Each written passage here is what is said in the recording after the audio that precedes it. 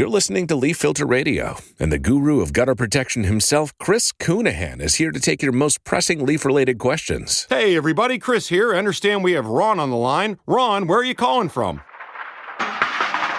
Uh-oh. Ron, are you calling from a ladder? Well, I was.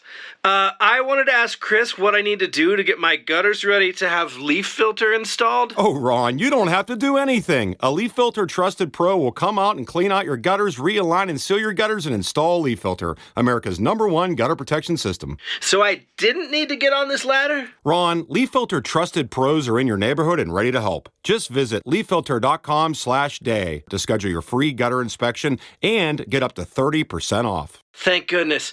What was that site? That's leaffilter.com/day for your free gutter inspection today. See representative for warranty details. Promotion is 20% off plus a 10% senior or military discount. One discount per household. You're listening to Leaf Filter Radio, and the guru of gutter protection himself, Chris Coonahan, is here to take your most pressing leaf-related questions. Hey, everybody, Chris here. I understand we have Ron on the line. Ron, where are you calling from? Uh-oh. Ron, are you calling from a ladder? Well, I was. I wanted to ask Chris what I need to do to get my gutters ready to have leaf filter installed. Oh, Ron, you don't have to do anything. A Leaf Filter Trusted Pro will come out and clean out your gutters, realign and seal your gutters, and install Leaf Filter, America's #1 gutter protection system. So I didn't need to get on this ladder? Ron, Leaf Filter Trusted Pros are in your neighborhood and ready to help. Just visit leaffilter.com/day to schedule your free gutter inspection and get up to 30% off. Thank goodness. What was that site? That's leaffilter.com/day for your free gutter inspection today. See representative for warranty details. Promotion is 20% off plus a 10% senior or military discount. One discount per household. This is VOCM Open Line. Call 709-273-5211 or 1-888-590-8626. The views and opinions of this program are not necessarily those of this station. The biggest conversation in Newfoundland and Labrador starts now. Here's VOCM Open Line host Paddy Daly. Well, all right, and good morning to you. Thank you so much for tuning into the program. It's Monday, September the 8th. This is Open Line. I'm your host, Paddy Daly, David Williams. He's produced the program. Let's get the week off to a flying start. That requires your participation. So, if you're in the St. John's metro region, the number to dial to get in the queue and on the air is 709-273-5211. Elsewhere, toll-free long distance, 1-888-590-VOCM, which is 8626. So let's put a bow on the U.S. Open, the final Grand Slam, and the tennis calendar this year. Ottawa native Gabby Dabrowski is a Grand Slam winner. She won the women's doubles with her New Zealand partner, Erin Routliffe, so that's fantastic. And for those who are tennis fans, of course, you had to tune in yesterday to watch the men's final between, of course, Jannik Sinner and Carlos Alcaraz. Between the two, they've won the last 8 majors. The new two, as they call it. They really need another one of the so-called stars to step in and give them some competition for these Grand Slams. But Carlos Alcaraz wakes up this morning as the new #1 in the world. Fantastic stuff. Great stuff. Alcaraz is amazing. A couple of random notes from the U.S. Open. On this date, 1968, Arthur Ashe won his first Open in the U.S. The U.S. Open. Beat a Dutchman. This before there was tie breaks. 14-12 in the first set, and it was a 5-setter, won 6-3 in the fifth. And of course, the big stadium at the U.S. Open is named after Arthur Ashe. Biggest tennis stadium in the world, holds over 23,000 people. And on hand to present Alcaraz with the trophy yesterday, Ivan Lendl. On this date in 1985, Lendl won his first U.S. Open title, beating the hometown favourite Johnny McEnroe, in straight sets 6-3 and 4. Okay. I don't know if anyone was watching women's rugby in the World Cup. I'm watching a bit. Canada remains undefeated. They beat Scotland 40-19 to be undefeated in pool play. Off to the quarterfinals this coming weekend where they get Australia. Great stuff. And let's see here. Checking out Blair Bursey. Professional golfer from Gander. I've been following along, of course, Blair's career, and he's over in Europe trying to qualify to compete on the DP World Tour. It used to be called the European Tour. He came up clutch in the final round of the first stage, 66-4 under to qualify to move on to the second stage, which is going to be in Spain, coming up shortly, so way to go. Blair, good kid too. All right, so wildfire season apparently not behind us. There's an evacuation in the Bayview area around Lethbridge. There's a fire near the Sexton Lumber sawmill. The fire ban has not been removed. A bunch of people ask me, what happened with the review of September the 7th for the provincial-wide fire ban? Can't find any information to say that it's been lifted, so I guess for all intents and purposes, it's going to remain in place for the foreseeable future. I don't know if you've been seeing some of the stories, whether it be on social media or in the proper media, about the stories coming from the volunteer firefighters. I mean, harrowing tales of being so close to these fast-moving fires, especially the Kingston fire. So while people still have questions about how fire resources were deployed, those stories, I mean, there's one on CBC this morning, this young fella who was just a couple of weeks in or a couple of months into his volunteer firefighter career and retelling what it was like to face these absolutely fast-moving fires head on. And the kid himself, he lost his home. A bunch of firefighters who were trying to battle that particular fire, they lost their homes. One of the volunteer firefighters lost a business in the area. So the conversation will continue about the rebuild and the cleanup. I was hopped in the car there, I guess it was on Friday, and I heard Christy Holmes speaking with the former principal at Cabot Academy, of course, the school that burnt down out in Western Bay. And the principal's name is Jackie King. It was an extremely emotional conversation. Apparently, she's spent over 2 decades at Cabot Academy in Western Bay, and it's gone. So the students have now been deployed to a couple of different schools, Tricon Elementary, Persalvic, and of course that's a really difficult start to the school year in those unfamiliar environments. So she went on to talk about her years at the school and the impact it had on the students. Some 60 were the capacity at Cabot Academy, but she made some interesting points. She's a native of Western Bay. And Jackie King, we welcome your call this morning if you're so inclined. She's talking about the need or the want to reinvigorate the North Shore, to rebuild. All sounds pretty smart to me, but the concept of not having a school, no announcement from the province as of yet as to whether or not they're going to rebuild Cabot Academy, but when we talk about reinvigorating certain pockets of the province, if there's a school that's been lost, whether it's been closed by a decision made politically speaking, and or now in this case a school that's burnt to the ground, that further complicates the possibility to reinvigorate the North Shore, to rebuild, for young families to want to stay. With no school nearby, that becomes a taller task than it already was before the fires devastated that region. And good on the folks in the Adams Cove vicinity, as they had a special dinner to congratulate and to thank the folks at the Canadian Red Cross and others who supported the communities during the evacuations and what have you. And we're happy to take on those conversations if you are so inclined. A lot to discuss on that front. And, you know, still waiting to know exactly what compensation for the volunteer firefighters who absolutely took time off work or did double duty, fighting the fires and then go back to work. So we'll see what becomes of that, but I think that's a good idea. All right, last week, jobs numbers nationally, dreadful. Absolutely dreadful. And you can point the finger at a variety of mitigating factors, but the jobs loss numbers, over 60,000 jobs shed. That's 2 bad jobs reports in a row. And on the heels of that bad jobs report, a flurry of announcements coming from the Prime Minister. So apparently Prime Minister Carney will be in the city today to talk about tariff-impacted industries. So we're talking about agriculture and seafood. All right, and we'll see what becomes of it. There's a bunch of different pots of money set aside for protection of these businesses and these industries, and we can get into it. And yes, there's going to be all kinds of talk about tariffs and the trade deal or the lack thereof with the Americans and the unpredictable negotiating partner that they present, and then things like the electric vehicle mandate. So, all right, the concept was pretty clear, albeit completely unmanageable. So they were talking about requiring the number of new electric vehicles, zero-emission vehicles, sold in Canada hit 20% by next year, 60% by 2030, and 100% by 2035. The industry itself was vehemently opposed. They said they just simply could not keep up with what would be a manufactured demand for electric vehicles. But it's not necessarily gone. They're going to a 60-day review of exactly what the strategy will look like for the 2026 model year. So that's an interesting development, albeit not surprisingly. The industry was really quite vocal about it. So, yes, I mean, we can talk about the fact that there's all these new announcements and, extending employment insurance to 65 weeks for long-tenured workers. That's 20 more than they currently get. There's a 1-week waiting period. It's also been waived for as many as 700,000 workers. There's a new $5 billion fund to help business develop products and find new markets. But the fact of the matter is, and reskilling pot of money and all those things, but the job loss numbers are absolutely real. In addition to those related matters, talking about Buy Canadian. All right, so when we talk about government contracts and procurement and ensuring that domestic companies get a real fighting chance to win these government contracts. In addition to that, Mr. Prime Minister, we've heard these stories far and wide. So yes, it's probably a very wise idea for Canadians to consider buying local, a product of Canada or made in Canada. But when your own agency, the Canadian Food Inspection Agency, has found many, many examples of big grocery retailers purposefully misleading us, purposefully mislabeling things to say that they're made in Canada or a product of Canada, and upon inspection and looking at the package itself, it's not. They found it. They have the opportunity to fine these big companies, but they levied zero fines.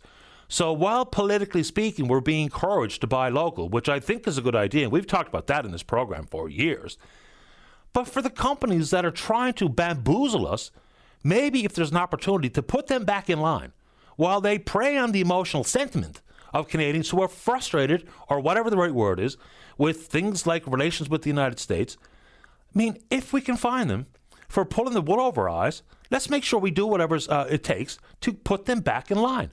So it's just egregious to know full well, as a grocery retailer, you're looking at a package and it's a product of Peru or product of the United States. And yet you got a big label over it that says made in Canada or product of Canada. Not good enough. What do you think? You want to talk about it? We can do it. And also, we know now there's some 32 so-called nation-building projects that are on the list. And that's accommodating Bill C-5. They need to fast-track some of these projects. One that's on it is Beta Nord. And we'll get into the other one here now in a second. So my question would be, for starters, Beta Nord is greenlit. It's now up to Equinor. But what does federal involvement look like? And we're going to talk about Goldenhour here in a second as well. So if that's on the list, in what capacity? Like, we really don't know what that means. The federal government has done their bit insofar as greenlighting the environment or releasing the company from the environmental impact assessment. But the only area, because if we're talking about financial commitment, it could indeed be in the world of royalties. Because there's hundreds of millions of dollars on the line that the province doesn't want to pay for, Equinor doesn't want to pay for, and that's for developing countries inside the United Nations Convention of the Law of the Sea, Article 82. So maybe that's where they're going to play some possible role. And we'll get into gold now in a second. Let's get to transportation. So we know that the government has been floating the idea of looking for any potential opportunity to lease a ferry or ferries for the intra-provincial ferry system. I know it's probably absolutely a fact that it has to be the right vessel for the right run, whether it be with capacity or how it accommodates or it fits with our current infrastructure. And now the PCs have a different concept here. It kind of came out of nowhere, but there was a ferry replacement strategy that was in place years ago and got abandoned. And now we find ourselves in the predicament, say, for instance, Veteran and Legionnaire, I believe the Legionnaire is back on the run today. When they go out, it does indeed, whether the government wants it to be the case, it pits community against community. And in this case, it'd be Bell Island against Fogo, Change Islands, Farewell. So the Tories are talking about now building 4 new ferries. One large one to accommodate those 2 aforementioned runs, and 3 others. Whether that can be done here in the province or not remains to be seen. Let me put this out there. I mean, we should have abided by what looked to be a fairly sound vessel replacement strategy that was, we turned our back on it. But what we won't hear from politicians in any party is a legitimate, honest, forthright conversation about the future of some communities serviced by ferries. And that's not me being mean-spirited. I'm not suggesting we uproot everyone out around the bay and move them wherever, because it's not as simple as that. It's a very complicated issue and a complicated world. But isn't it high time for us to just talk about what's going on? You don't need me to tell you the obvious facts that if and when young families are leaving smaller communities in droves for whatever reason, for a job or education or whatever, it's a traumatic conversation and an emotional one, but the worst thing we can do is just leave it by the wayside, leave it in the shadows, have a mute approach to it, because at some point, the demographic of age and opportunities for jobs and schools and other amenities in this world are not going to be there. So I get the Tories, and it's a nice campaign pledge to build 4 new ferries, 1 big one, 3 others, but I don't know, some of the difficult conversations go by the wayside. Sticking with transportation. So the speed camera that was installed on Veterans Memorial Highway has been vandalized. They stole the solar panels. So it's been powered by some alternative source. I don't even know what it is, but they stole the solar panels. All right, a couple things.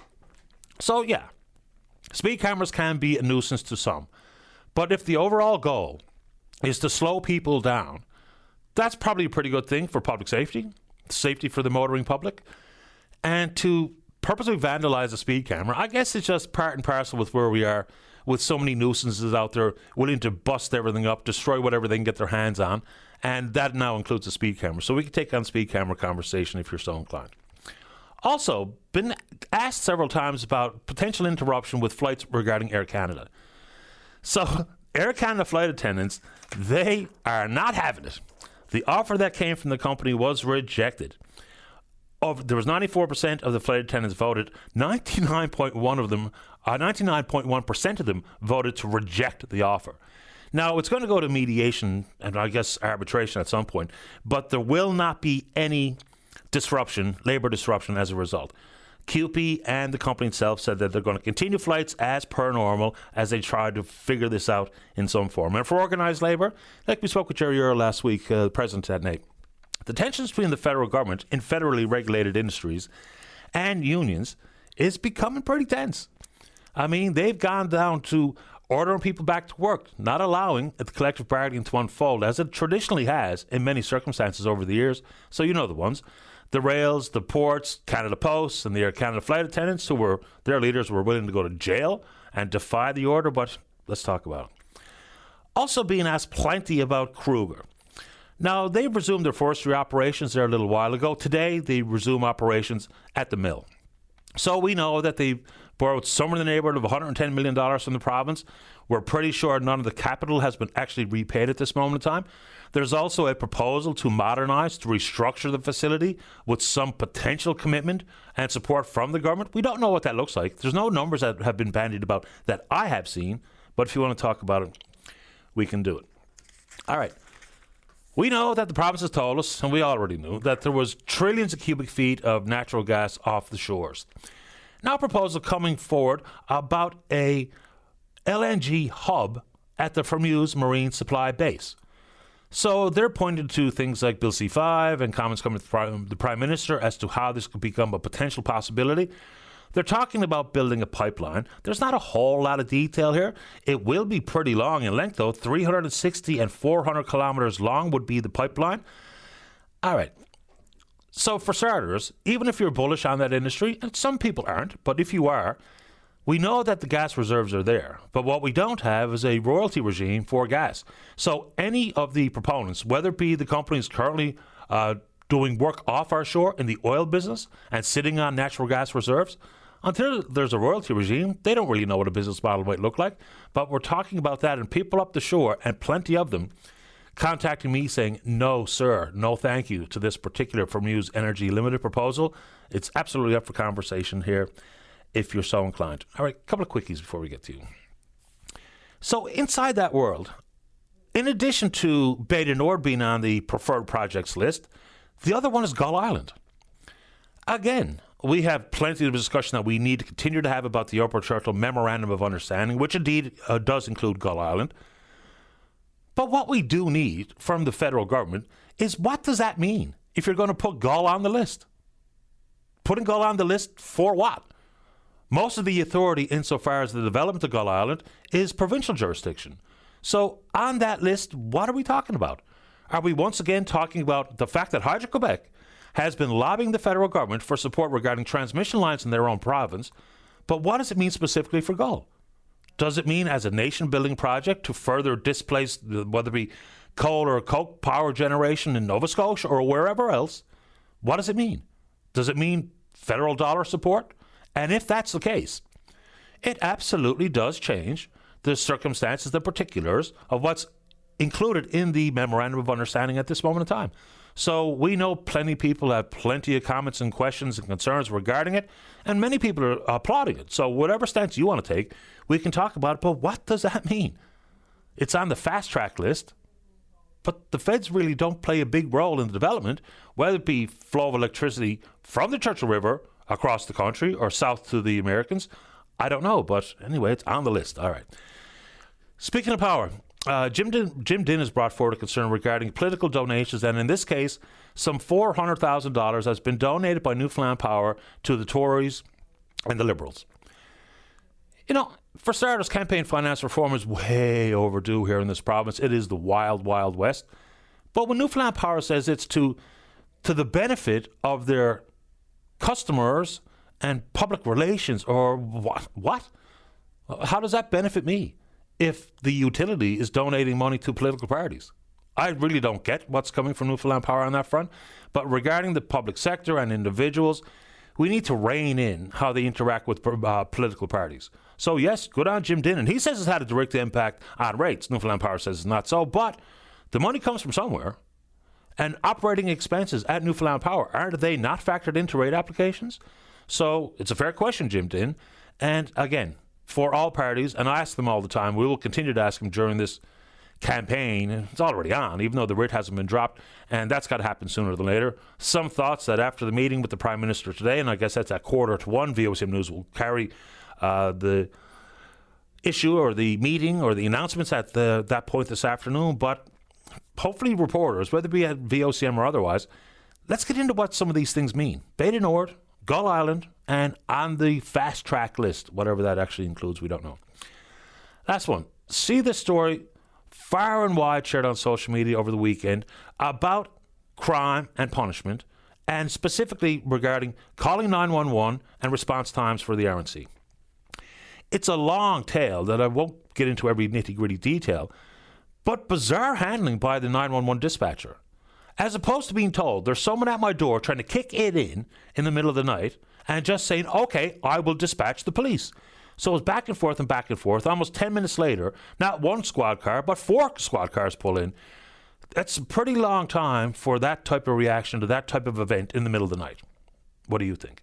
Then people want to talk about self-defense laws and all the rest of it. The coddling of criminals, as people refer to it. So that and whatever else you want to talk about right after the break. First, we're on Twitter. We're VOCM Open Line. Follow us there. I just saw floating in out of the corner of my eye, asking why I didn't mention the passing of Ken Dryden. Montreal Canadiens legend. Ken Dryden died over the weekend, a short battle with cancer. Okay, just a couple of very quick comments. Of course, a little before my time as a hockey fan, but of course as a Montreal Canadiens fan, absolute legend. He played 8 seasons in the National Hockey League. 8 seasons only. 6 cups. He played 6 games in the regular season before he played in his first playoffs, where he won the Conn Smythe and the Stanley Cup. The next season, he won the Rookie of the Year. So he won the Cup and Conn Smythe before he won the Calder. Amazing stuff. He finished his career with more ties than losses. He won the Vezina 5 times after he won the Calder, so 5 out of 6 years. And he looked around after winning the 1973 Stanley Cup and saw that there was, I think it was 4 goaltenders that were higher paid than him. Went to Montreal GM Sam Pollock and said, I want to get paid. He said no, so he retired. Amazing. He got his law degree from McGill while he was playing in the National Hockey League. So, of course, an absolute legend of the game. Unbelievable. He lost fewer games in his 8-year career than the San Jose Sharks lost last year. How's that one? All right, we're taking your emails, openline@VOCM.com. When we come back, let's have a great show. That means you're in the queue to talk about whatever's on your mind. Don't go away. Back to the program. Let's begin this morning on line number 2. Say good morning to the former CEO at Newfoundland Labrador Hydro. That's Bill Wells. Morning, Bill. You're on the air. Good morning, Pat. Welcome to the show, Bill. Yeah, the last time we spoke, we didn't know exactly what was going on with the new MOU, which was issued out on December the 12th. And I was listening to your program on Friday, and the consumer advocate who's chairing the oversight panel was speaking. Well, first of all, Mr. Wilson, who resigned, I don't know the gentleman, but I'd like to commend him for his principles and his credibility. He said the right things. As far as we know, we had, with respect to the Oversight Committee, which was set up by the government as something where they wouldn't have to have the recommendations of Justice LeBlanc, where there's a public inquiry before any definitive agreements are executed. And now, unfortunately, that's become an election issue.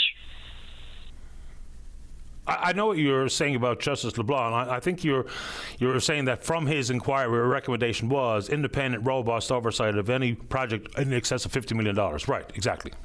That's right. And the benefit of that, Pat, is not so much that like the progressive conservatives have said they'd refer it to the Public Utilities Board. And that's fine. We're not looking, from my perspective, the issue there is that expert people can... Oh, no, what happened there? Let's get Bill Wells back right away so we can finish the conversation. I don't know what happened. I didn't touch anything. So it's just a disconnect, maybe a cell phone-related matter. Who knows? Insofar as the PUB goes, I mean, I've heard that many, many times. Let's send it to the PUB. But as the regulator, does it really make a whole lot of sense? And here's what I mean by that, is if the PUB was given the oversight responsibility to look and to dissect the memorandum of understanding, they would simply just have to hire someone to come in and do it. Right? It's not really their bailiwick. I don't think they have the in-house resources and or expertise to conduct said oversight. So they simply have to go hire somebody. And I understand the concept of putting in front of them, but if we're just going to play middleman and the independent oversight is required, and the Tories say they absolutely will do that, then they're simply just hire someone, whoever that might be, whoever they think is the right outlet or organization to do it. That would be the best play or the most sensible play, wouldn't it? Let's see if we reconnect with Mr. Wells on too. Bill, you're back on the air. Yeah, I missed what you said, but we now know a lot more about the MOU. The $33.8 billion is the fixed amount. It doesn't change, and Premier Legault has confirmed that public in the last 6 or 7 weeks. But other people who've been doing financial analysis of the MOU have also come to the same conclusion. The $33.8 billion is not going to increase between now and 2075. That's a fact. The other thing is that when you look at the $33.8 billion, there are no new payments, no replacement of what Hydro-Quebec has got to pay between now and 2041, which is 0.2 of a cent. They never gave up the 69 agreement. But what we do know, and I can quote Jennifer Williams on this, the $33.8 billion, however it got on the table by one side or the other, was intended to apply from 2041 to 2075. And it was reflective of what Hydro-Quebec said would be their replacement cost as an alternative to Churchill Falls. And I'll just quote her when she says, "The MOU, once finalized, will replace the existing Churchill Falls deal 17 years before it was set to expire. And that if the payments expected between now and 2075 were spread out between 2041 and 2075, the effective price would swell to 13.3 cents per kilowatt hour." Now, she was saying that in response to my public statements that Hydro had been taken to the seniors and didn't reflect Hydro-Quebec's replacement costs in the MOU. So she then goes on to say, "We've got a large portion of the replacement cost, but we're getting it paid sooner because that's something that was important to our jurisdiction." Close quote. Now, that's an odd choice of words. I think when she talks about jurisdiction, she was saying to our government. And what happened, in fact, is that the Newfoundland government insisted that they get some money before 2041. Hydro-Quebec said, well, we'll put in the $33.8 billion. That's it. But if you want a loan of monies that are post-2041, we can accommodate that because they're going to pay in $24 anyway. So they're indifferent as to when the payments are made. And what we've seen is a great example of robbing Peter to pay Paul. The governments of the day between 2041 and 2065 are going to have reduced payments when they're expecting something that will reflect the economy of the time. Instead, they're going to find that their lunch was eaten by the current government and the population of the province. We're just moving the same dollars around, and it's diluting the effect. That's why when we look at what Hydro-Quebec issued on the 12th of December, They say the average net cost for power from the existing Churchill Falls site will be 4 cents a kilowatt hour in 2024. The average price for electricity from new developments will be 11 cents. But then the bullet says, together, the average cost of all electricity from Labrador will be 6 cents a kilowatt hour, which is half the price of the renewable alternatives available to Quebec. In other words, this is where Premier Legault, when the announcement was made, said he had his $200 billion and Andrew had his $200 billion. He later clarified that by saying, my $200 billion is different from Andrew's. It's what we save. So you look at the press release of Hydro-Quebec. They say, we negotiated this agreement carefully and rigorously. For the next 50 years, we are assured of a realistic financial structure that guarantees the affordability of electricity and the profitability of Hydro-Quebec. So, Bill, I don't want to put words in your mouth. I'm sorry, Pat. Just let me say this line. This agreement is a win for citizens, a win for the economy, and, of course, a win for future generations. Now, it's exactly a loss to Newfoundland, to our economy, and to our future generations. And the government issued their fact sheet, and they also issued the Churchill Falls New Chapter. And it's full of misstatements, factual misrepresentation. I can't believe whoever wrote this either did not understand what the MOU says. But here, let me just read from the overview of the fact sheet, Churchill's New Chapter, put out by the government of Newfoundland. More than $225 billion in total revenue to the Newfoundland and Labrador Treasury from the new power contracts and the new developments. That is absolutely false.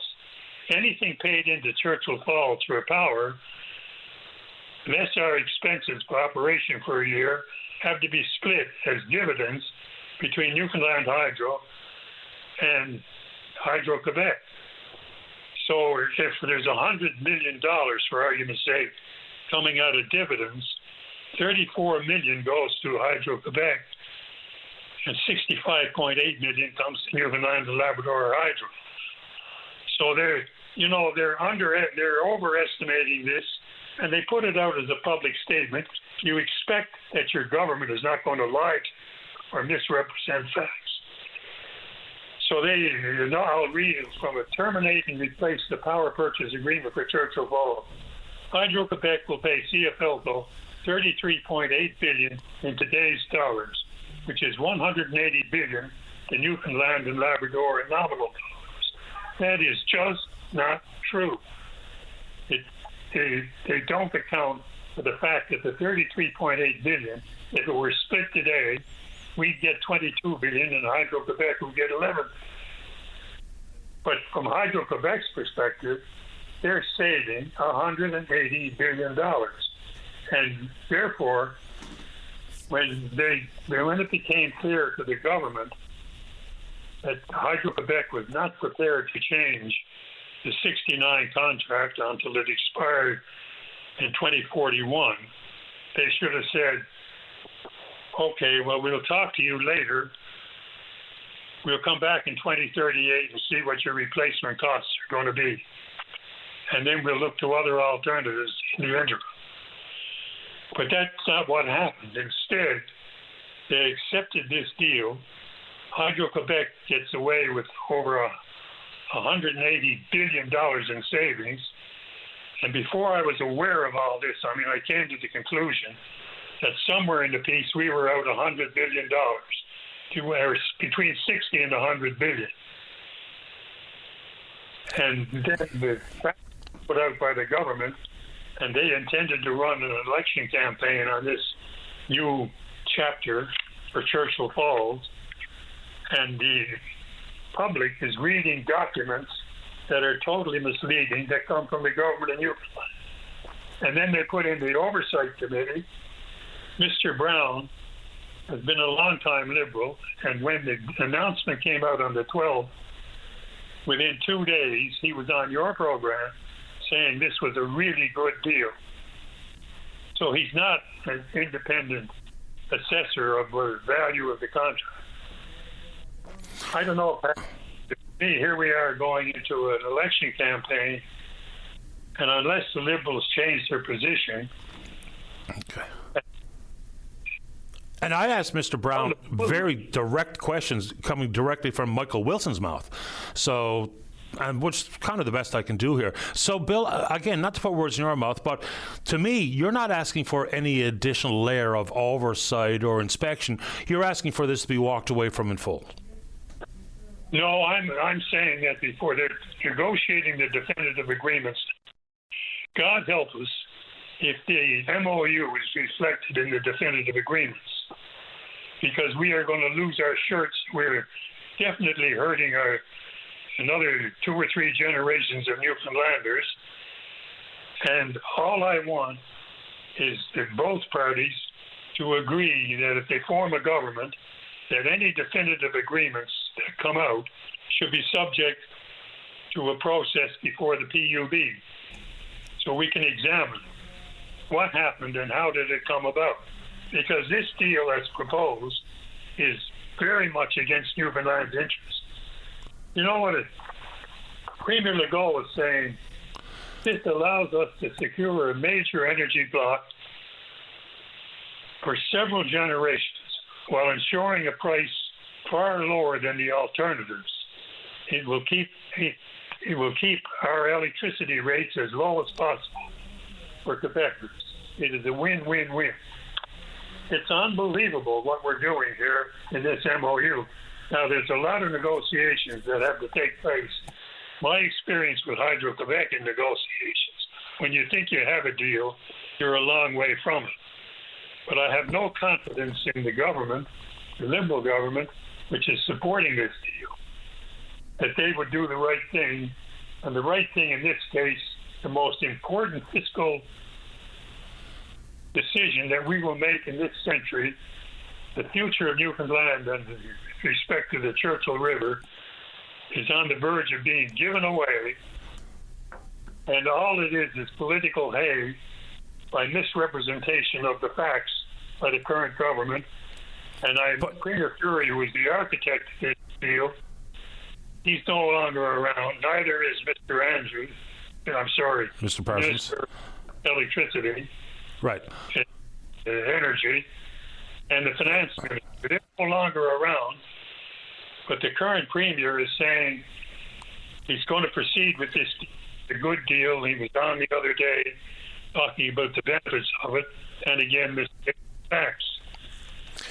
Bill, simply because of the time on the clock, I do have to leave it there, but I appreciate making time for the program this morning. Yeah, and the other thing I might say, Patty, if you would permit me, the 4 projects on the development with respect to Churchill are all in favor of Quebec. There's nothing in the new project developments for Newfoundland that we need. They want to support their 10,000 megawatt wind farm. The energy in Churchill Falls we can take out with the existing units as they are, but we would be on the hook for billions of dollars paid off on a cost of service basis for export sales to Hydro-Quebec, and it goes on beyond 2075. In the case of Gull Island, by 2085, we're still dealing with the cost. It is unheard of that we should be putting all this effort and borrowing the majority of the money on Newfoundland's account for benefits that accrue to Quebec and not a bit to us. They're looking for capacity. Nobody's talking cost of that capacity. There's no extra energy in the reservoir. Okay. You could upgrade the units, but that's business. If you were getting the money, the legitimate price for the power, but between now and 2041, we're not getting a price to justify the building of or upgrading the units. And as far as capacity goes, we don't need it. We don't have wind farms to support it. But if Quebec builds a new powerhouse, which we will have to get paid off over 65 years, why are we compromising our borrowing position for the benefit of Quebec when they already said they saved $180 billion on the payments to the existing client going forward? The other thing that people talk about is it would be a stranded ass if we did not deal with Hydro-Quebec now. They'd get an alternative. There is no other alternative in North America that can replace Churchill Falls power. There's no hydro alternative. That's absolutely true. Alternative sources of energy, yes, but that's also a completely different conversation if we're talking about not using the run of the river. Bill, I was extraordinarily late for the break. I do appreciate your time. You're always welcome. Thank you very much. Thanks, Patty. Bill. All the best. Bye-bye. Bill Wells, former CEO at Hydro. Breakdown. Welcome back to the show. Let's go to line number 4. Jackie, you're on the air. Yes, good morning, Patty. How you doing? Doing okay, thank you. How about you? Fantastic. I'm good. Thanks for asking. My reason for calling this morning is potentially to find my quad seat that blew off my Polaris yesterday. I was driving in the westbound lane, and it was around the Holyrood, Witless Bay area. And a huge thank you to all the people who have shared with me they've seen somebody actually picking it up. So my only intention is to see if the person who potentially picked it up might be a listener, and I'd be so grateful if they could reach out to get in contact with me. Whereabouts did you think you lost it? So I know specifically it was the 1 kilometer mark by the Holyrood access. Okay. Anything in particular people need to know? I suppose if they find an ATV seat, it's probably yours in that area. Yeah, someone did pick it up. Okay. It's the generosity of people that have shared with me, because I actually had a couple, I put it on some social media, and so a lot of people had seen it, and then someone actually had told me that someone picked it up. They've seen someone actually stop to pick it up. Okay. So this is kind of a reach out here, I guess, to that person who may have picked it up. They might be listening, and they could get in contact. I'd be so grateful. Do you want to give out your number, or just have them call Dave and we'll call you? The latter, I think, would be probably the best. Agreed. It's usually the best idea. So if you picked up the ATV seat, it's Jackie's, and if you call David Williams, we will connect you with Jackie so she can get it back. How's that? That is brilliant. I thank you so much, Patty. My pleasure, Jackie. Good luck. Thank you. You're welcome. Bye-bye. All right, we did go pretty long with Mr. Wells. Just a quick comment based on an email I got. It was... Look, and this is not a pro or a con or a thumbs up or a thumbs down. It's just simply a fact of the matter. You know, the suggestion in the email was that how can we allow for just 3 individuals, and in this case it'd be Guy Holborn, Dennis Brown, and Doug Bowman, to evaluate or to provide the oversight for this particular memorandum of understanding.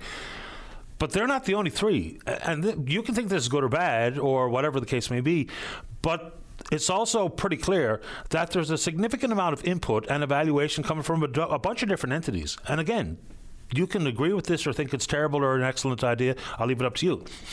JP Morgan Chase and Company is involved in this oversight. So is Strykeman Elliott. So is McInnes Cooper and Power Advisory. Power Advisory, pretty big outfit.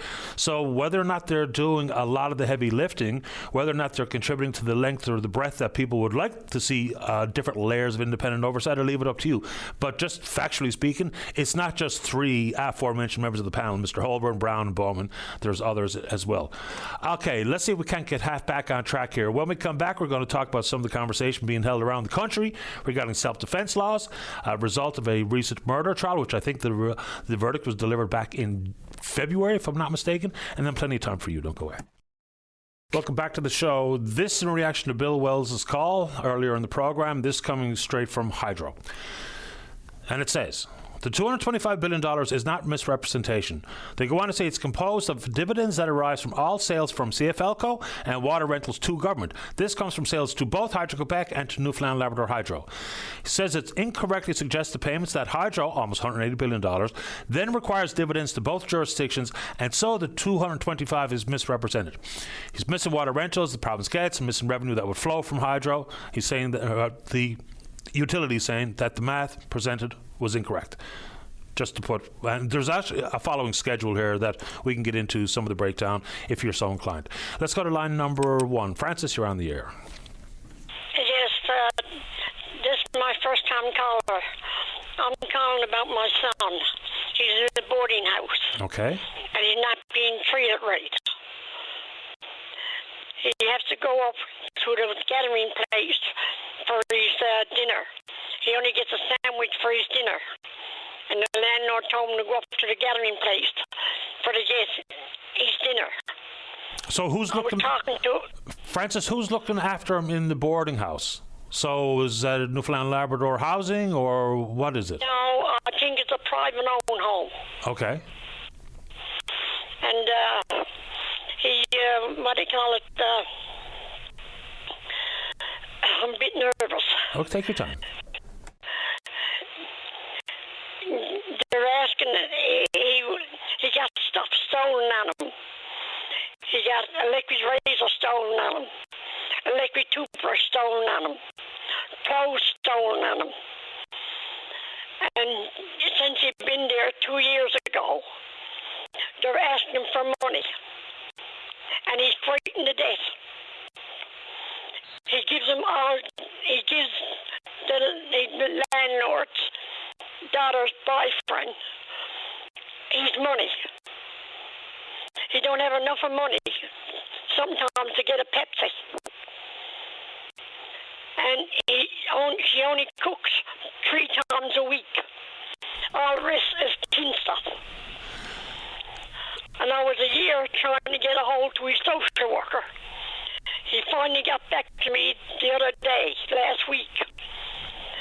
And I told him what was going on. I was speaking to the lady at the ombudsman's office, and she told me he had to get out of there. I'm trying to get him out of there. It's over a year. Now I'm sick of tires.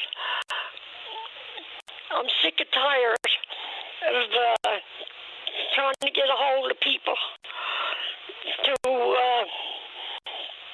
try to get him out of there. I'm after speaking to the landlord, and I told her what was going on. And she said she'd have a talk to him. And there about a year ago, or 6 months ago, my nephew had to go up to where he lives and take him out of the house at 2 o'clock in the morning. They were fighting. And he had to bring him down to his house until the next day, which I think is ridiculous. Yeah, I don't know.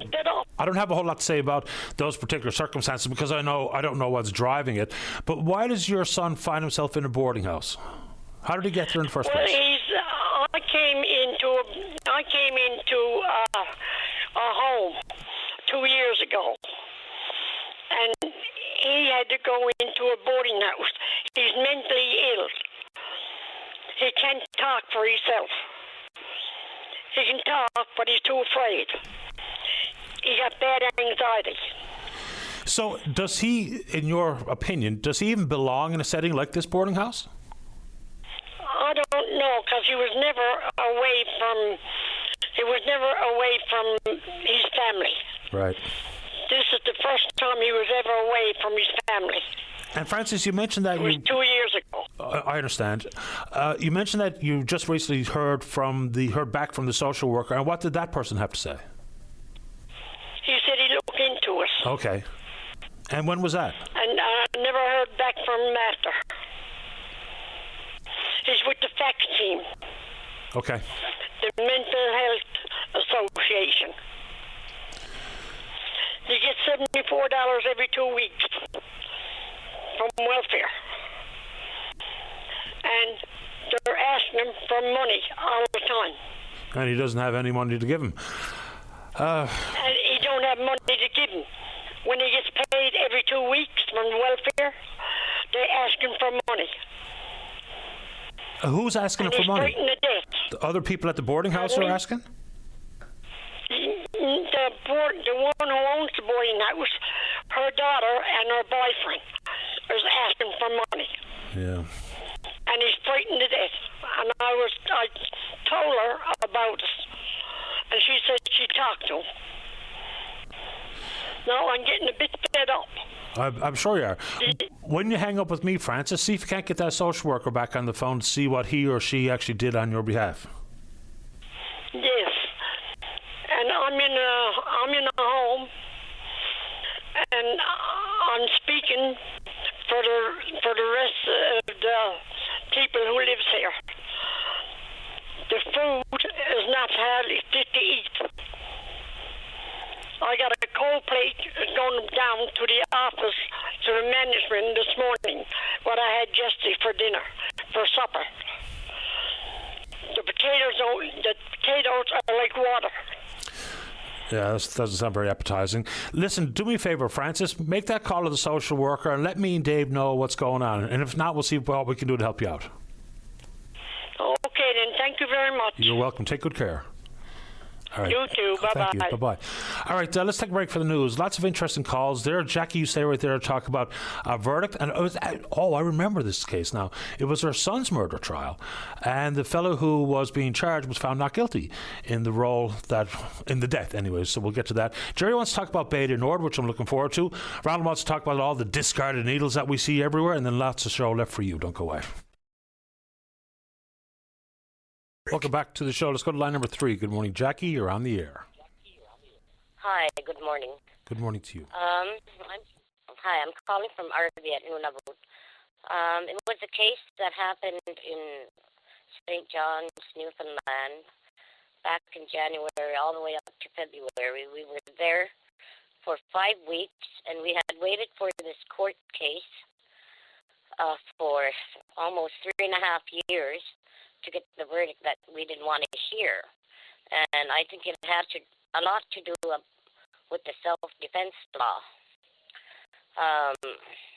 The people of Newfoundland and Labrador had heard about the case, about the murder that happened on Roach's Line back in June of 2021. My son, who was on a fishing boat, had docked for the day, for the night, in Bay Roberts, and they had, rented a cabin on Roach's Line, and apparently,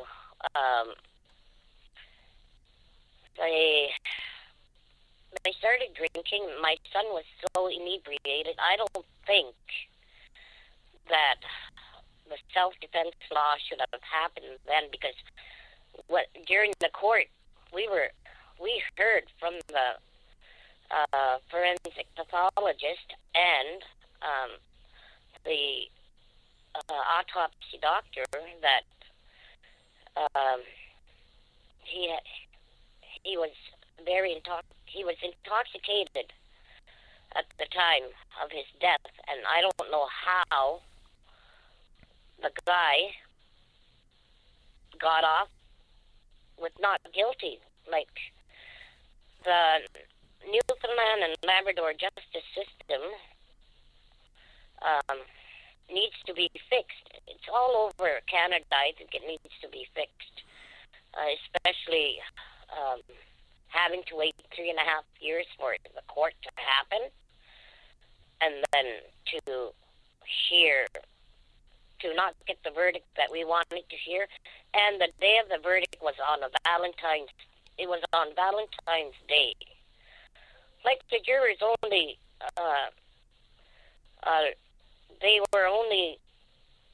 they deliberated for only like 2 hours that day. And I think the reason for that was that they were young jurors, that they didn't want to spend Valentine's Day in a hotel room. Like, and so this was all about the fact that the assertion by Mr. Buckingham, who I'm pretty sure was representing, I can't pronounce the accused name. Patrick. Okay, I'll just call him Patrick. Patrick. So Yep. as I recall, the only real evidence presented outside of the medical officer was for people who were actually in the room, and the assertion is that Bernard, your son, was the aggressor, and Mr. We'll call him Patrick, was simply fought back. And of course, you know, when the police came, your son was unconscious. I think he was proclaimed dead at the hospital in Carbonear at the time. So you're saying you didn't believe the eyewitness testimony, or what exactly is your precise concern, Jackie? And I'm really sorry about your son, obviously. I'll get that out there. My condolences to you and your family. And I know that Bernard had children as well, I'm pretty sure. Yeah, he had 2 children that now I am looking after. Well, not looking after. I am looking after them financially. And the only eyewitness that was in the cabin with them had told the court also that he thought they were wrestling, but you know, when you're wrestling, shouldn't the aggressor, should that person be on top? My son was always on the bottom, on the floor. He wasn't the aggressor. Like, self-defense? Come on, what self-defense? Like, he couldn't fight back. He couldn't fight back if he was so inebriated as to what the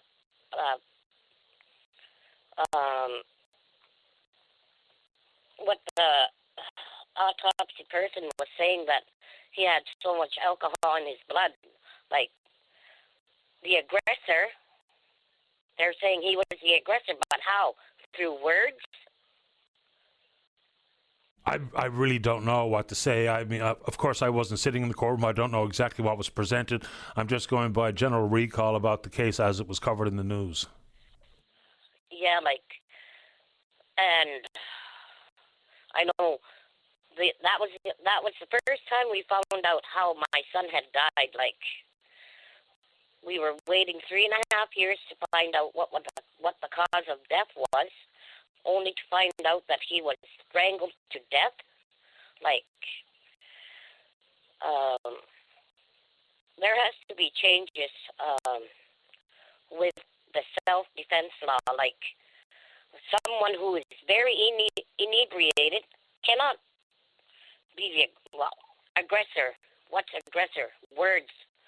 Like, when you're so inebriated, you start swearing and you say words, not through punches or like during the court. We didn't hear anything about him throwing any punches or anything. Like, all we heard was that he was very loud, and that was it. And then the next thing we hear is that the guy who's crying self-defense is the one on top of him, strangling him. Like, he had him in a chokehold. That was the cause of death, chokehold.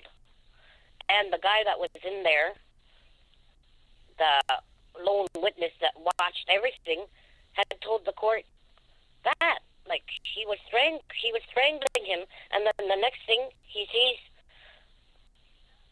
the guy crying self-defense doing CPR on my son, which he didn't know how to do properly because he had broke his sternum doing CPR.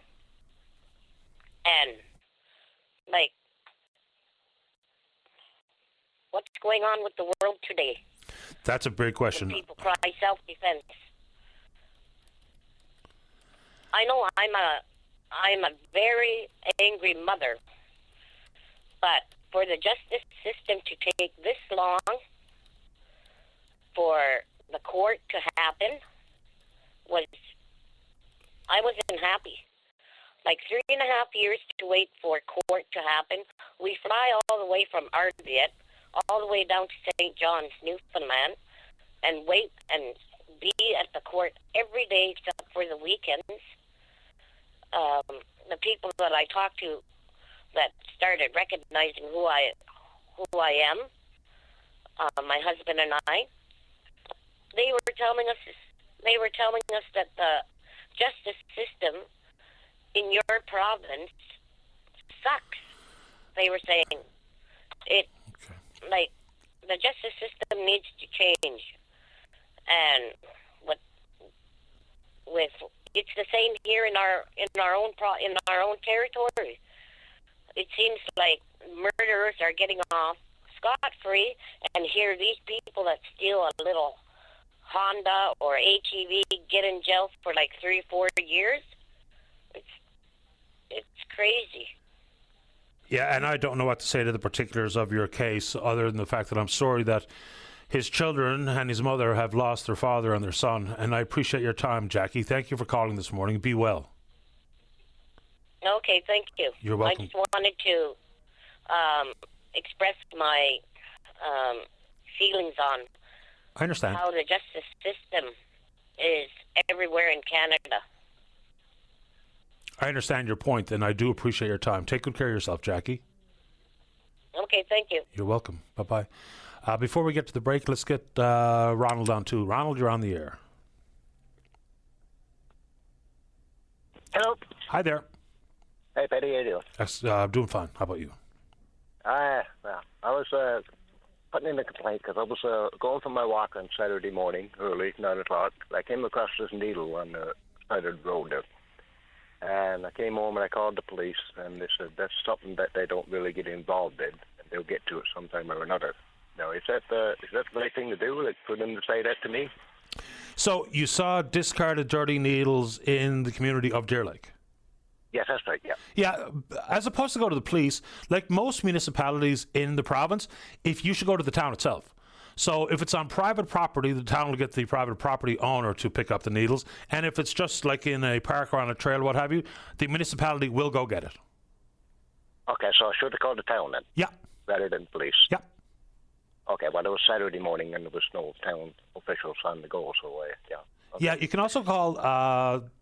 So I guess it's all One Health Authority now, but you can call what would be the offices of the Western Health Authority as well on that front. But generally speaking, everyone should go directly to the municipality when you see these needles. If it's on, public property, they're responsible for picking it up. Oh, they are? Okay, all right. Yeah. Okay, I just watched the news and they said call the police or whatever, and when you see a needle, so that's what I did. So I didn't know which one to call. So if I see it again, I got to call the municipality. Yeah, that or the health authority. I did call them and they couldn't believe, but I told them the same. Okay. Yeah, give the town a call, see what they have to say, and if they give you the bum's rush, you let me know. Okay, I will do that. Thanks, Ronald. Thank you. You're welcome. Bye-bye. All right, let's get a break. When we go back, Jerry's there to talk Bay to North. Don't go away. Welcome back. Let's go to line number 6. Jerry, you're on the air. Yeah, hi, Patty. Good morning. Morning to you. Patty, I'd like to talk about the Bay to North project again this morning, if I could. Sure. On Friday, I heard Bobby Fyander speaking on behalf of Trades NL, and hats off to you, Bobby. Everything you said there is correct, as far as I'm concerned. Patty, I don't know if you remember, I called your show about a month ago concerning the same issue. I don't know if it rings a bell here or not. It does. Yeah. Well, I just want to re-echo some same sentiments. Bobby already has, but the subsea components of this project is what we are going to get out of it, and that doesn't cut it for the Newfoundland. The subsea components is going to be a large amount of work, but we need to be building these top-size modules, and that is the bottom line. What do you think? Well, I think that every job we can possibly squeeze out of this project and any other construction project, mega or otherwise, should be done here. If we have the capacity, the skilled tradespeople, the type of laydown yards and stuff required, every job we can get, we should absolutely try to get 100%, of course. Yeah, and every job there, every item that you mentioned here, we have. This vessel. The FPSO. This is a huge FPSO. This is a mega project. This has the potential of being the biggest oil project, bigger than Hibernia, bigger than Hebron.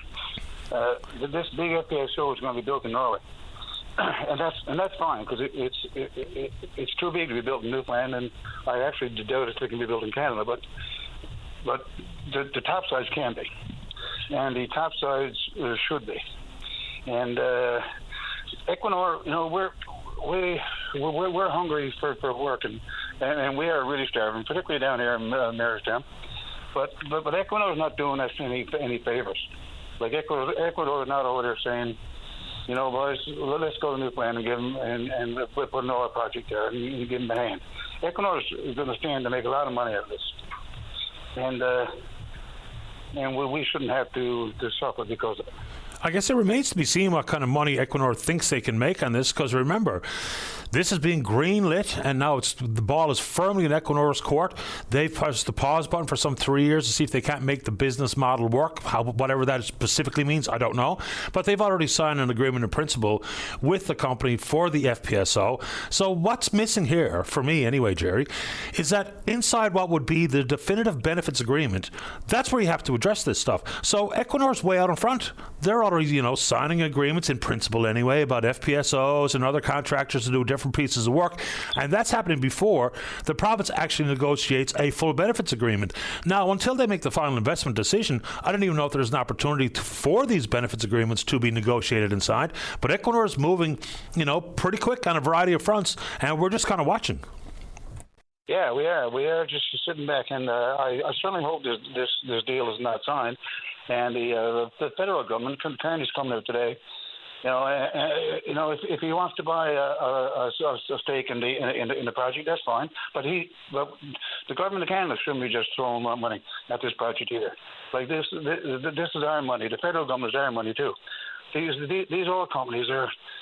Well, we need to be friendly with them. We want their work. We still got to take them to task, and the only way to do it is to talk about it and like Bobby done on Friday, and I'm doing now. More Newfoundlanders need to do it. Don't let our government.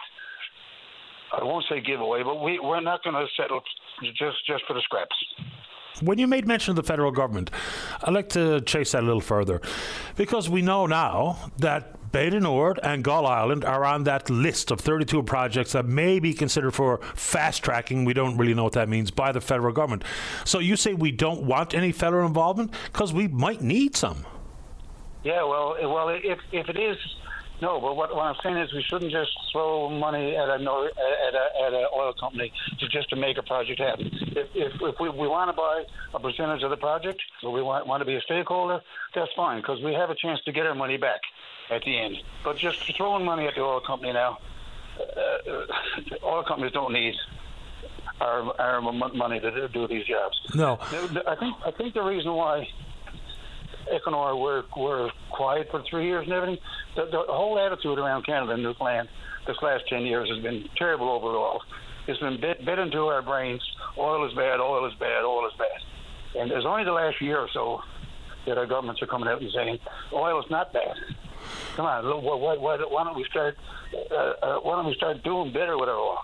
And that's maybe the reason why a lot of these oil companies were putting things on hold. I don't know, but Bay du Nord, there's no role for government to play in approvals anymore. This is just a financial decision for Equinor. But the federal government could play a role here, Jerry, and here's what I mean. And it wouldn't be paying money to Equinor. It wouldn't be giving money to the province for the equity stake, because the province has already said if we move forward, they're going to look for a 10% equity stake. Where the federal government might play a role is paying money to the United Nations. So the federal government back in the 1970s signed on to an article at the United Nations Convention on the Law of the Sea, which says outside our protected economic zone, which is 200 nautical miles, if you extract oil outside that limit, then there has to be a royalty paid based on signing on to that declaration at the UN. Hundreds of millions of dollars on the line here. So if the feds are going to get involved, that's where they could get involved, because the province says we don't want to pay it because we didn't sign on to that particular document. The federal government says, well, it's provincial responsibility. Full well, Equinor doesn't want to pay it, so that might be a role for Ottawa. Yeah, you're right. That could be the place where they could come in and play. Because they aren't giving money to all companies, and they aren't giving it to us. The government needs to support this and promote it, but they don't turn it into a project anymore. You know what I mean? Yeah, I think so. But anyway, I just want us to say at the end that, Patty, like, this is our oil. I know we shouldn't be saying this, but this is our oil. This is Newfoundland oil, and this is a Newfoundland project. And Bull Arm and Stephenville and Port Basque and Marystown, we should be gaining the fruit from this project. These projects only happen every now and then. So we've built modules here before. We know what we're doing. Please, like all Newfoundlanders, get up in arms with the government. Say no way. This is not going to happen. We for once we want our cake too. So let's give it to us. Appreciate this, Jerry. Thank you. Patty, thanks for your time. I appreciate it. My pleasure. Bye-bye. There we go. So I think there's a bit of confusion about that particular article of the Convention of the Sea. So if you want to know more, if you just go to Canada's Energy Regulator, just Google it up and you'll go right to their website. And it kind of spells out there about how that royalty would work. First off, and importantly, there is no royalty due under that regime for the first 5 years. And that was all about operators having a better upfront opportunity to recover some investment costs. Fair enough. But then there's a very clear schedule. Let's see here. 1%, let's see if I can get this right. 1% of gross production revenues in year 6. Then it increases 1 percentage point every year until, I think it's the 12th year. Thereafter, it becomes significant money. It goes from 1% and increase of 1%, and then beginning after year 12, it goes to 7%. So there's some pretty big money here. Every evaluation that I've seen done, and there was this one professor from Dalhousie chiming in on it about a bunch of things about how much that could be and who should pay, and the whole era of, what do they call it, cooperative federalism. We're talking hundreds of millions of dollars. And nobody wants to pay it.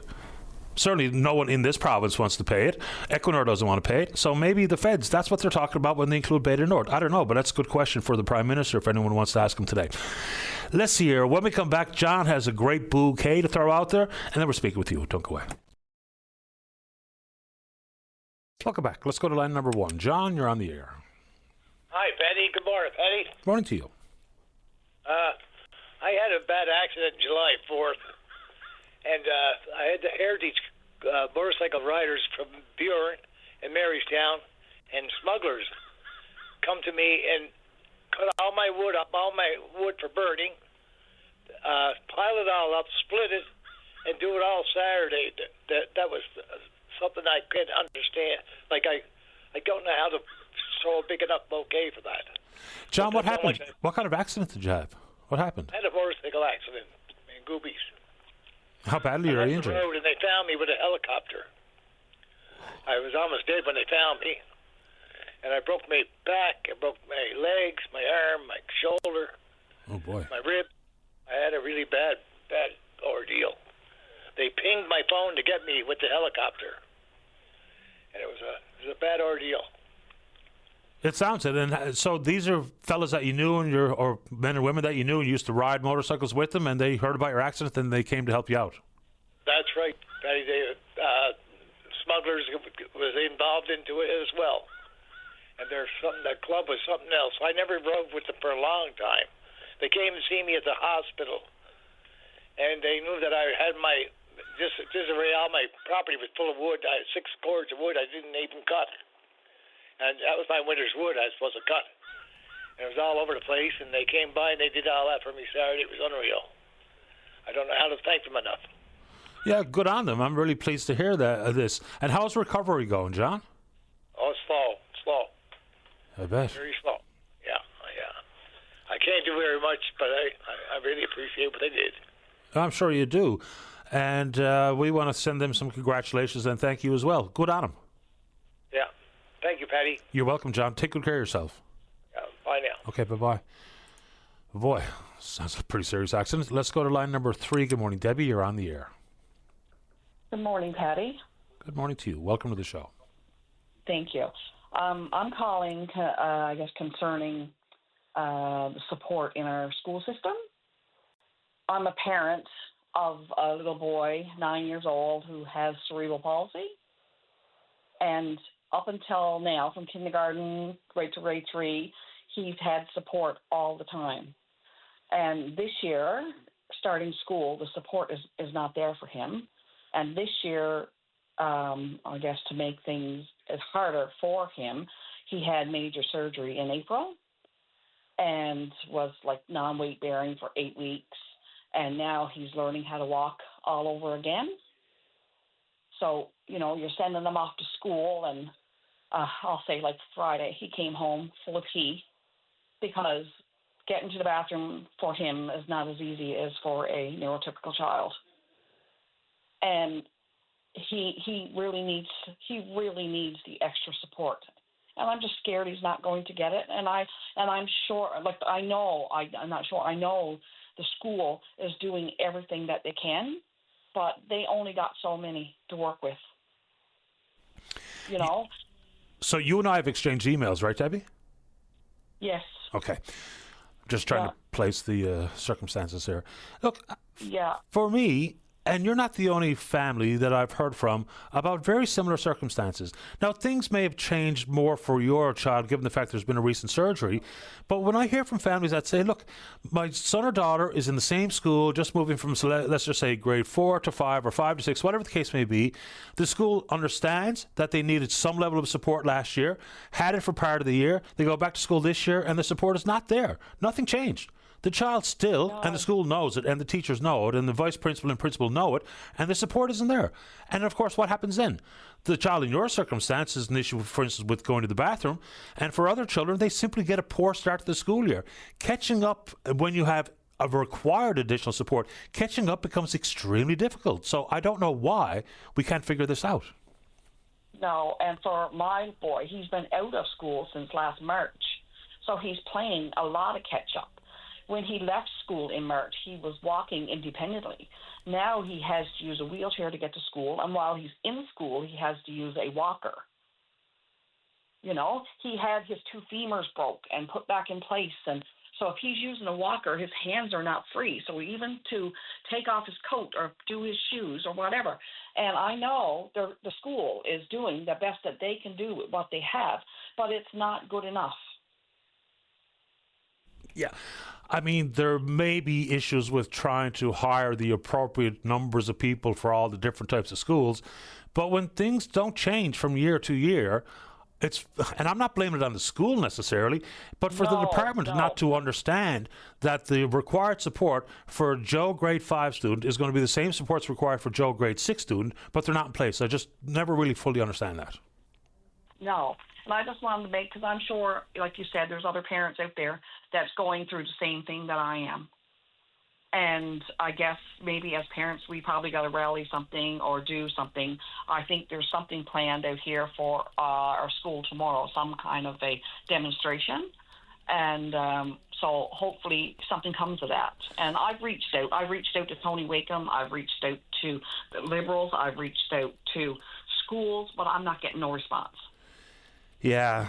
And so when you say the school's doing everything they can, so are they doing anything in addition to what could be provided today? Like, are they working with the government to try to ensure that these supports are there? So what are they doing? Because it's one thing to acknowledge the issue, but it's quite another to do something about it. Exactly. And from what I'm gathering from speaking to principals and whatever, they're sending off emails and they're talking and doing whatever, because I'm sure they need it too, because if it keeps going and the teachers are pulled from their prep periods and the teachers are not getting there, everybody's going to be burnt out in no time. No doubt. I mean, here we are. What is it, the 8th of September, and we're already talking about burnout. 100%. Yeah. And I'll say I sat this morning because there's even issues with my son drives takes the alternate bus, and he's 40 minutes late getting to school because the bus is late. So he misses a first period starting off. Don't get the breakfast program. Don't get to whatever because he's special. Like, there's just a lot of things need to change. And I'm not, and I don't think you are, suggesting that it's just so easily solved. It's so fundamental because there's a lot that goes on inside a school with all the different families and all the different children and all the different needs. But when it's been identified, we have to act quickly because catch-up is easier said than done.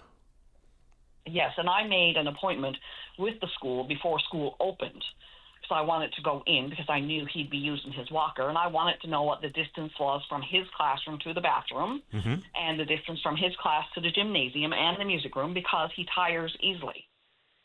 You know, he can walk that K-walker, but when he gets so far, he gets tired. And then if he starts slouching, we need him to stand tall, because we don't need to go backwards with this surgery. Of course not. Where he's in recovery for the next 2 years. You know, so I don't know. I don't know the answer. I'm just hoping that we can put it out there and somebody can help.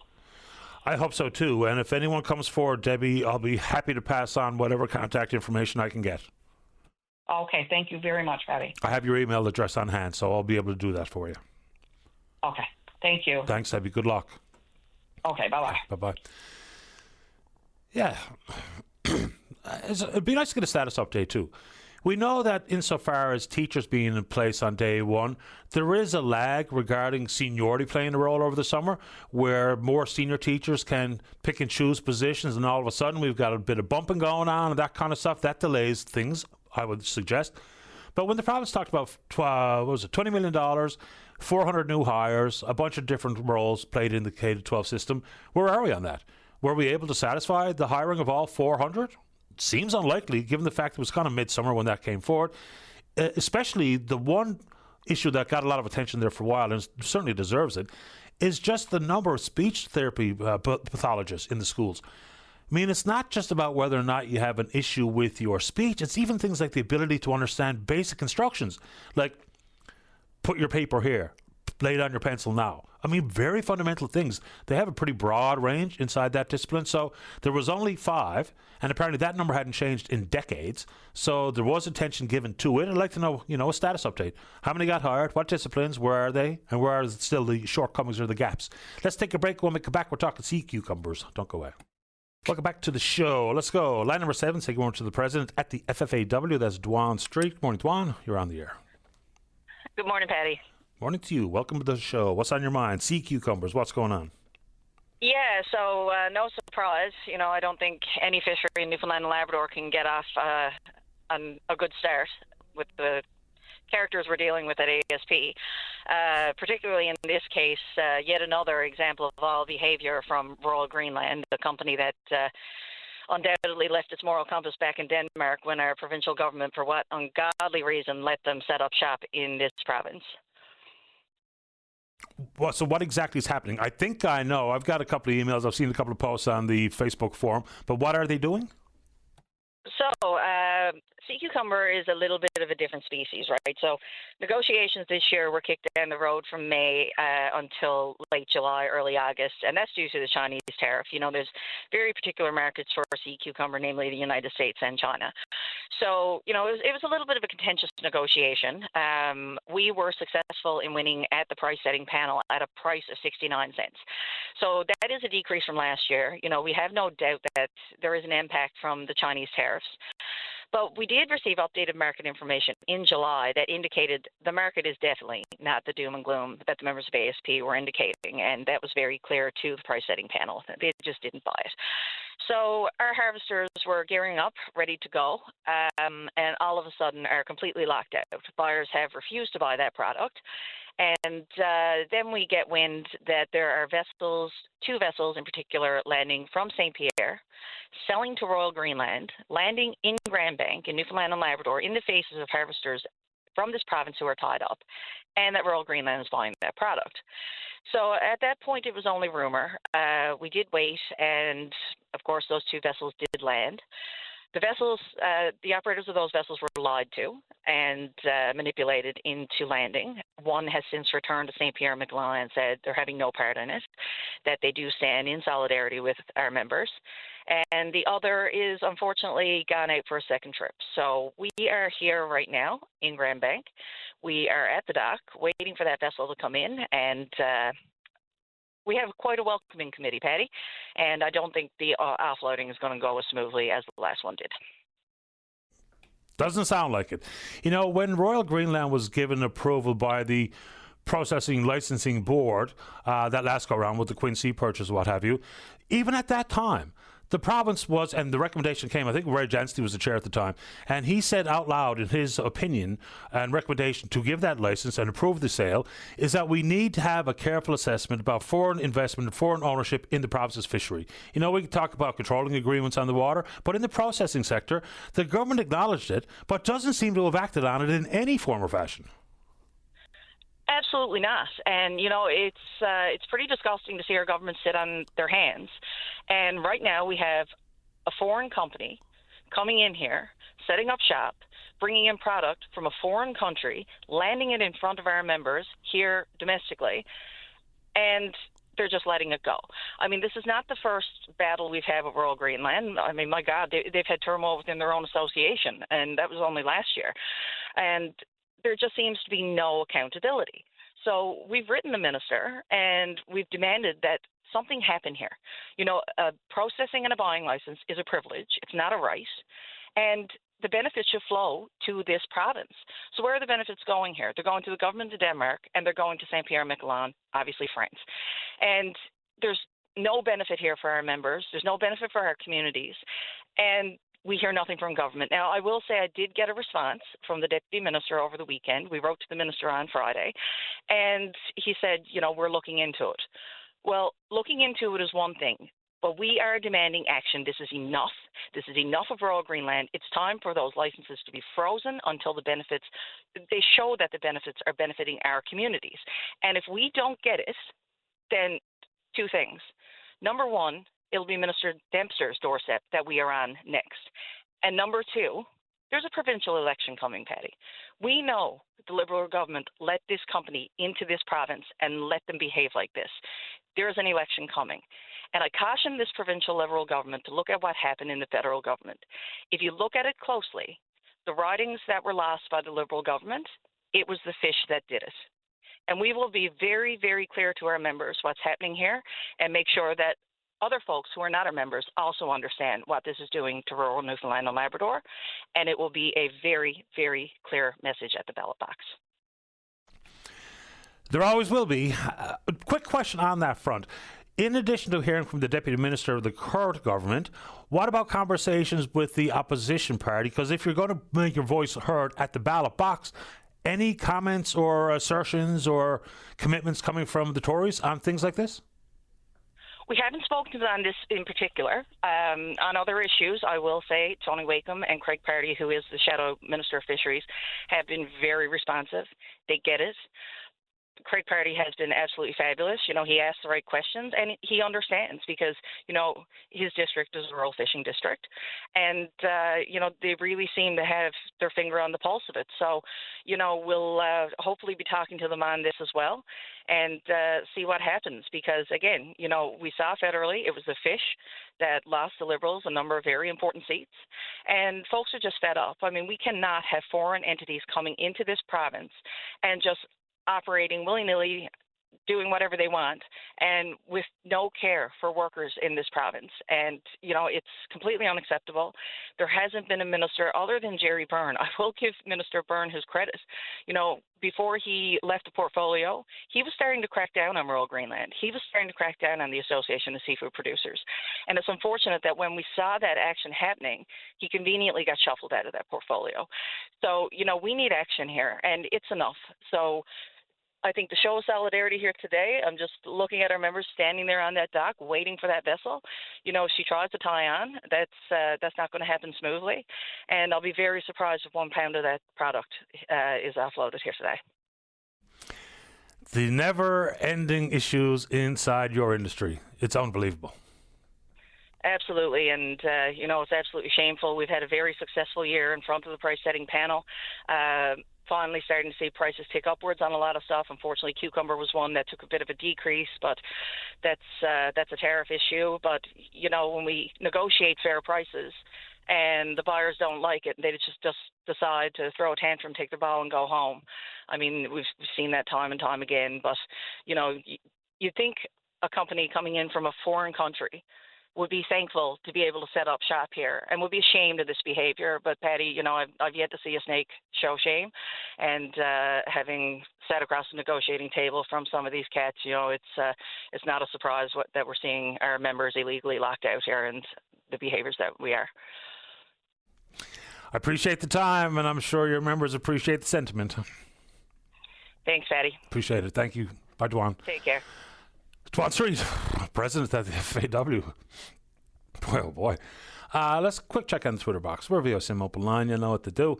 Email address is openon at VOCM.com. When we come back, we're going to talk about the Law of the Sea conference. Graham's in the queue to talk about it.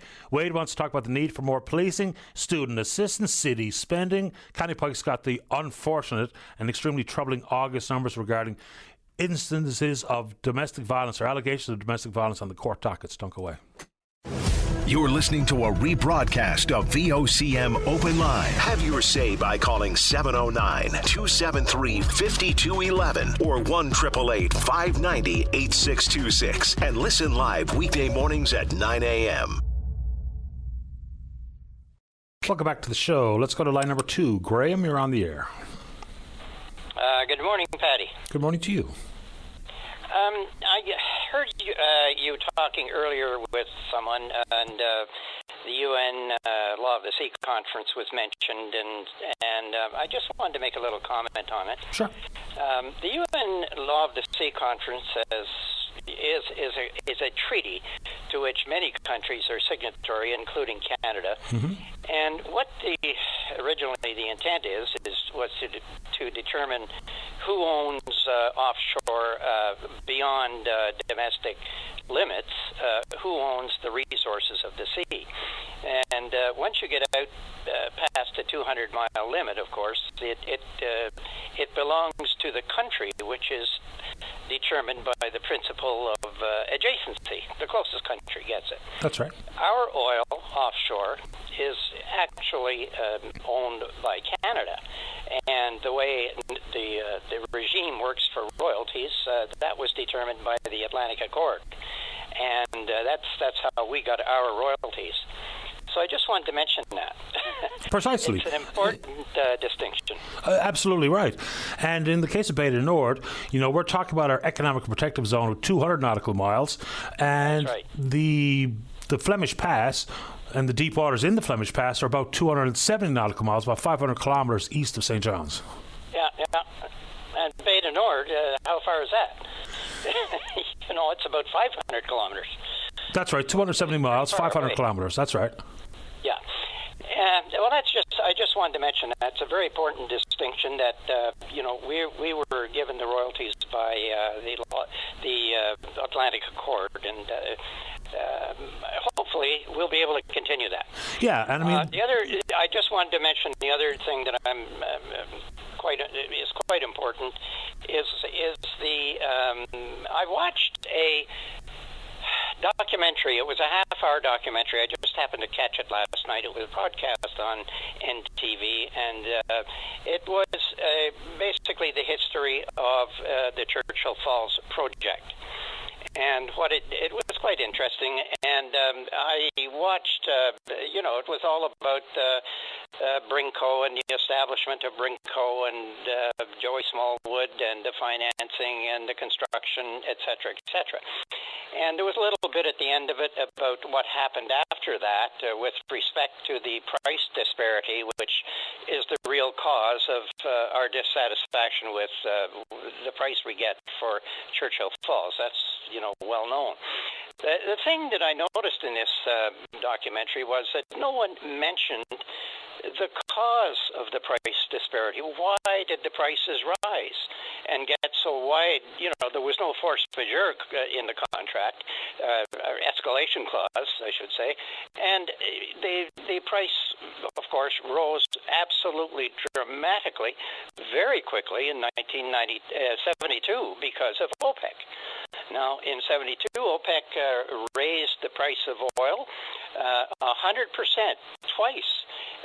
In 1 month, and and that was just the beginning, and it got worse from there. Everybody remembers the oil crisis in '72, where there was, cars lined up all over the states, at stations with no gas and all that stuff.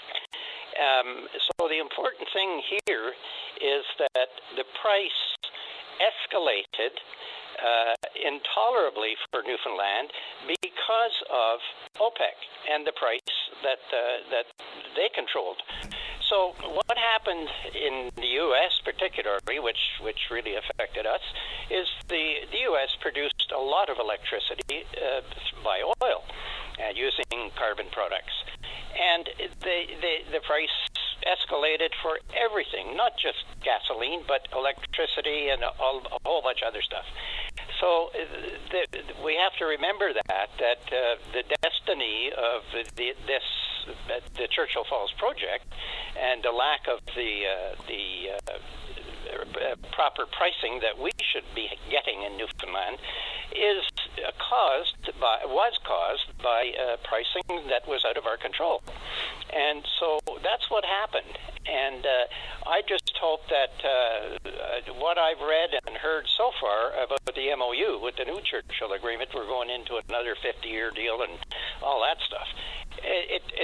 I agree with the critics. You know, we're a long way from having a satisfactory agreement for that MOU. Yeah, and of course, OPEC and the oil and gas industry, it's not a direct impact, but it very much is an indirect impact, no doubt about it. That oil embargo and the visuals that you painted there of cars lined up around the block trying to get to a gas station, a lot of that stuff is also directly tied to the nationalizing of Iraq's oil. So it became the Iraq Petroleum Company. Well, of course. And you know, at the exact same time. What our reaction was the creation of Petrocan. Exactly. The government bought Gulf Oil. I used to work for Gulf Oil. Okay. I'm just an old guy that has an interest in this stuff. And the government bought Gulf Oil, and it became our national oil company, Petrocan. So they bought their market share back then. And what happened in the rest of the world, it was the same thing. The prices went up everywhere, and it not just oil, of course. Electricity prices went up. Everything went up. So we were in a situation because we didn't have an escalation clause. Nobody could foresee at the time in 1969 that OPEC was going to act this way. Not only did they increase the prices, but they cut production to really put the squeeze on. And, the United States was a net importer of oil then. I think it still is today. And that's why they can't become a member. They're the largest producer of oil today. But they still have to import oil. And that's why they're not a member of OPEC or can't be. Anyway. It's interesting stuff, though, Graham, because at the exact same time, I'm not old enough to have had a mortgage payment in the 70s, but inflation was running wild. I mean, we talk about mortgage rates now, and someone paying 4.5%. How about paying 22.5% on your mortgage payment in the 70s? I remember it well, and I didn't get stuck with that, but I remember it. I had friends that were paying 20% on mortgages. So, it's an issue that people don't think about, but there are so many influencing factors on this thing. The main one, of course, being the oil embargo and all that stuff. But, poor old Joey got blamed for everything. He gave it away. I don't know the reason there was not an escalation or force majeure clause in the Churchill Falls contract. Why? Was that an oversight by our negotiators? What happened? I don't know. But there wasn't, and that's why we've been suffering for all these years. The same could be said of today, is, with all the different sources of energy, they all need to be considered, whether it be the cost of wind and solar coming back down to earth, which used to be extremely expensive. And in addition to that inflationary issue, at that exact time in history, the American greenback, the American dollar was devalued dramatically. So there used to be all these conversations about the gold standard versus, the world measuring their currency value against the American dollar, things changed dramatically in that 5-year window between 70 and 75 regarding the world economy, energy production, the cartel, which is OPEC. We talk about Colombian drug cartels. The biggest cartel in the world is OPEC. Oh, of course. Of course it is. It's a cartel. And everybody would love to be part of it. But absolutely. That's another story. I can only say that in terms of OPEC and poor old Joey Smallwood, it wasn't his fault. There wasn't a clause in the contract that allowed them to open it. That's why we lost out at the Supreme Court a couple of times. Now, the other issue, of course, is was they weren't unable they were unable to reopen the contract. And you mentioned price inflation, and what was our answer back then? It was price and wage controls. Do you remember? Absolutely. Everybody had to get their whatever price they were changing or so forth had to be approved by the feds and all that stuff. So it wasn't a great time, but it was initially caused by the oil cartels. All fascinating conversation. I'm really glad you called this morning, Graham. Well, I was just watching. I was listening this morning. I don't listen every day, but I decided today I'm going to listen. And the couple of things that were mentioned sort of tweaked my mind. And us old guys, we have memories. But if you ask me what I had for supper last night, I'm not quite sure. But I can remember details 50, 60 years ago in vivid detail. I had eggs and sausages last night for supper. I had spaghetti, actually. I can remember it. Graham, I appreciate your time. Buddy, thank you very much. My pleasure. All the best. Okay, bye-bye. Let's go on there. All right, break time, right on time. Connie, you stay right there to talk about the court docket. Don't go away. Welcome back to the show. Let's go to line number 3. So you can morning to Connie Pike with Miles for Smiles. Connie, you're on the air. Oh, good morning, Patty. Long wait this morning. It's always a sign of an interesting and diverse show, though, so not to worry. Patty, I wanted to talk to you about the August numbers, and of course, I wanted to sort of reflect too on the past 2 years. We started keeping the numbers on the 15th of August, 2023. And so it's been a little bit over 2 years, the total that I want to give you this morning. So for August month, we were looking at, double check my numbers. August was 325 cases listed in all 10 courtrooms. And there was a total of 57 different people charged with those 325 offenses. And for the 106 weeks that I counted from August 15th, 23 until 31st of August this year, there were a total of 8,122 cases. And there were 1,572 people charged. And of course, like I always like to remind people, the caveat is that of these 8,122 cases that were in court, that represents a very small portion of what actually happens, because only 10% of cases are ever reported, and only 2 to 3% make it to court. So when you think about multiplying that number there, it's quite staggering what's actually going on. And there was something that you had mentioned. I'm sure you remember the name Lori Haggerty. The lady called in twice, I believe, to your show, and you spoke to her. She was walking across Canada because of a heinous act that happened with her sister. And I actually went to Waterford Bridge Road and met with her and walked the last few kilometers with her. And she didn't have a big crowd turn out when she reached her destination, but a wonderful woman, very courageous, very inspirational. And I was glad that she had called in to speak to you. Me too. But one of the things she had mentioned, or you had mentioned to her, actually, you told her that I was calling on a regular basis with numbers on domestic violence. And you had mentioned this morning that I was waiting to give numbers on domestic violence. And I'm kind of glad you said that, because it's not exactly accurate, but if I could explain, I keep numbers only on child abuse cases. And so domestic violence numbers would and could be captured separately from that. Yeah, I misspoke. However, I know better. I simply misspoke.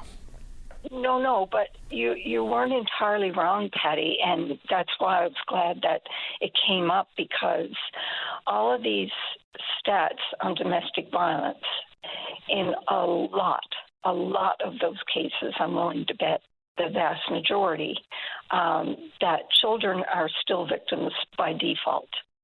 And so those numbers aren't captured, if you know what I mean. Like that's a component I'm missing altogether, because I just focus on child abuse cases. So the stats of violence against women, there's a very good likelihood that there are children living in that home, and either they witness it or they're caught in the crossfire, or they could be harmed, and then that's never reported. But if you're living in a dysfunctional environment and you're a child, you are still a victim of violence, and that's another sad reality. And of course, pets as well. You wouldn't believe the number of times that I see, as I'm counting down through the numbers, Patty, I see these crimes against women, and then quite often mixed up in the charges would be harming a pet. And so everybody who lives in that house is basically being victimized sometimes by a person in that house. So, it has that ripple effect. So I'm kind of glad now that you mentioned it, so I could elaborate on it a little bit. I'm going to try to get through a couple of things here. I wanted to make mention, I haven't had time to really research this and check it, but you know that one of my interests in this whole subject would have seen me listening very, very carefully to the survivors of the Epstein case last Wednesday in Washington. And one of the first survivors who spoke, she said that there's a sexual assault that occurs every 72 seconds. Now, she didn't mention if it was globally, but I'm kind of thinking that's a global number. Every 72 seconds, a sexual assault happens. And every 9 minutes, it's a child who is the victim of a sexual assault. So I have some further checking to do on those numbers. I'm not sure where she got them. I'm going to be checking the United Nations numbers again, and I'll try and find the source. But that was very disturbing to me. Very, very disturbing. Me too. I heard her say that, and I went looking for the numbers too, Connie. I couldn't find that anywhere, so I'm not really sure where that comes from. But regardless if it's 100% accurate, the frequency and prevalency of sexual assault against adults and children is incredible. It's staggering. Unbelievable. Yeah, it really is. It really gets me all upset a lot of times, and it just seems like an exercise in futility, talking about the numbers and, why the numbers can't come down. And in actual fact, one of the reports the OCM had on back in July talked about how Newfoundland had the highest increase in the country in violent crimes. And it went up 5% just in 1 year from 2023 to 2024. That's not boding well for us, Patty, as a province. We're not a big province. 500,000 people, we should be able to get our act together and bring the crimes against people down. And if you look at the court dockets and you see what I'm talking about, in addition to crimes against children, the crimes against people, forget the property crimes, but the crimes against people, I just question what the heck is going on. It's really, really upsetting to see it all the time. It's not changing. And if those numbers are not coming down, if we're not seeing a reduction in numbers, but an increase, then, we're obviously missing something. There's something we're not doing. And we have to be able to talk about it and figure out what that is and get that piece incorporated in our work. The Tony Humby cases going through the court now this month. I didn't even count those charges, of course, because they were counted before. So I haven't counted those in my September numbers as I look ahead. But it is concerning. I covered last month, I spoke to Anthony Germain in your absence, and I went over the types of crimes that happen with children again, so I won't go down that path right now. You and I have talked about it before. But, you know, I don't know, Patty. It's just so frustrating. It is. That would be an understatement. A couple of quick ones, because I do have to get to the news. You know, in the Humvee case, to hear from the fourth complainant that took the stand last week to say that he wished he had never come forward, and just some of his descriptions of the being re-traumatized and what have you, it's a big part of why only 10% of these types of crimes get reported in the first place, I would suggest. And secondly, and lastly for me, is this whole Epstein thing. Man, the way that's being handled and the way the political and public discourse surrounding that issue it's one of the dumbest times to be alive. I mean, it's gone from being a hoax, when of course it's not a hoax. We're talking about the survivors, the victims, speaking on the steps of the Capitol building while the president calls it a hoax. And it's got something to do with Obama and Biden. And now we're talking, you know, Speaker Johnson, who was a complete moron, he says Trump was an FBI informant. Like, what the hell is going on here? It's about... He's just walked that back since yesterday. He's walked that back. It's hard to walk that back. Yeah, I know. Once it's out there, right? But you know, that was a QAnon conspiracy, and he just, you know, advocated that piece. Right. But I mean, how can you be an informant if you think it's a hoax? He didn't think it was a hoax at the time, obviously, because he was wrapped up in it. But anyway, I digress. That's a really upsetting situation there. It's not just bizarre. It's absolutely shocking. And what you just mentioned about the Humvee victims, the survivors, you know, we don't show victims empathy. When they come forward, we start questioning them. It's not like they are not given the benefit of the doubt. And I can tell you, Patty, based on my own experience, that the number of people who fabricate a story like this, it's so far and few between. I've seen it happen a few times, like a handful of times over my 3+ decades of service, and it was generally, and I don't want to stereotype, but generally it was a young girl, a teenager, who found out she was pregnant, and she was trying to not implicate her boyfriend or trying to, you know, project a different image for her parents. And she would say she was sexually assaulted. And you could sit down and you could talk to that person who made the report, and in 10 minutes, the story was shredded. And I won't go into the details about why, but I can tell you that those stories were very easy to sort of determine truth or non-truth. But the vast majority of victims don't come up with these stories, these horrendous stories, and, you know, how hard it is to come forward and say it and then be dismissed or disrespected or not shown any empathy or no advocacy for the victims. That's the shocking reality.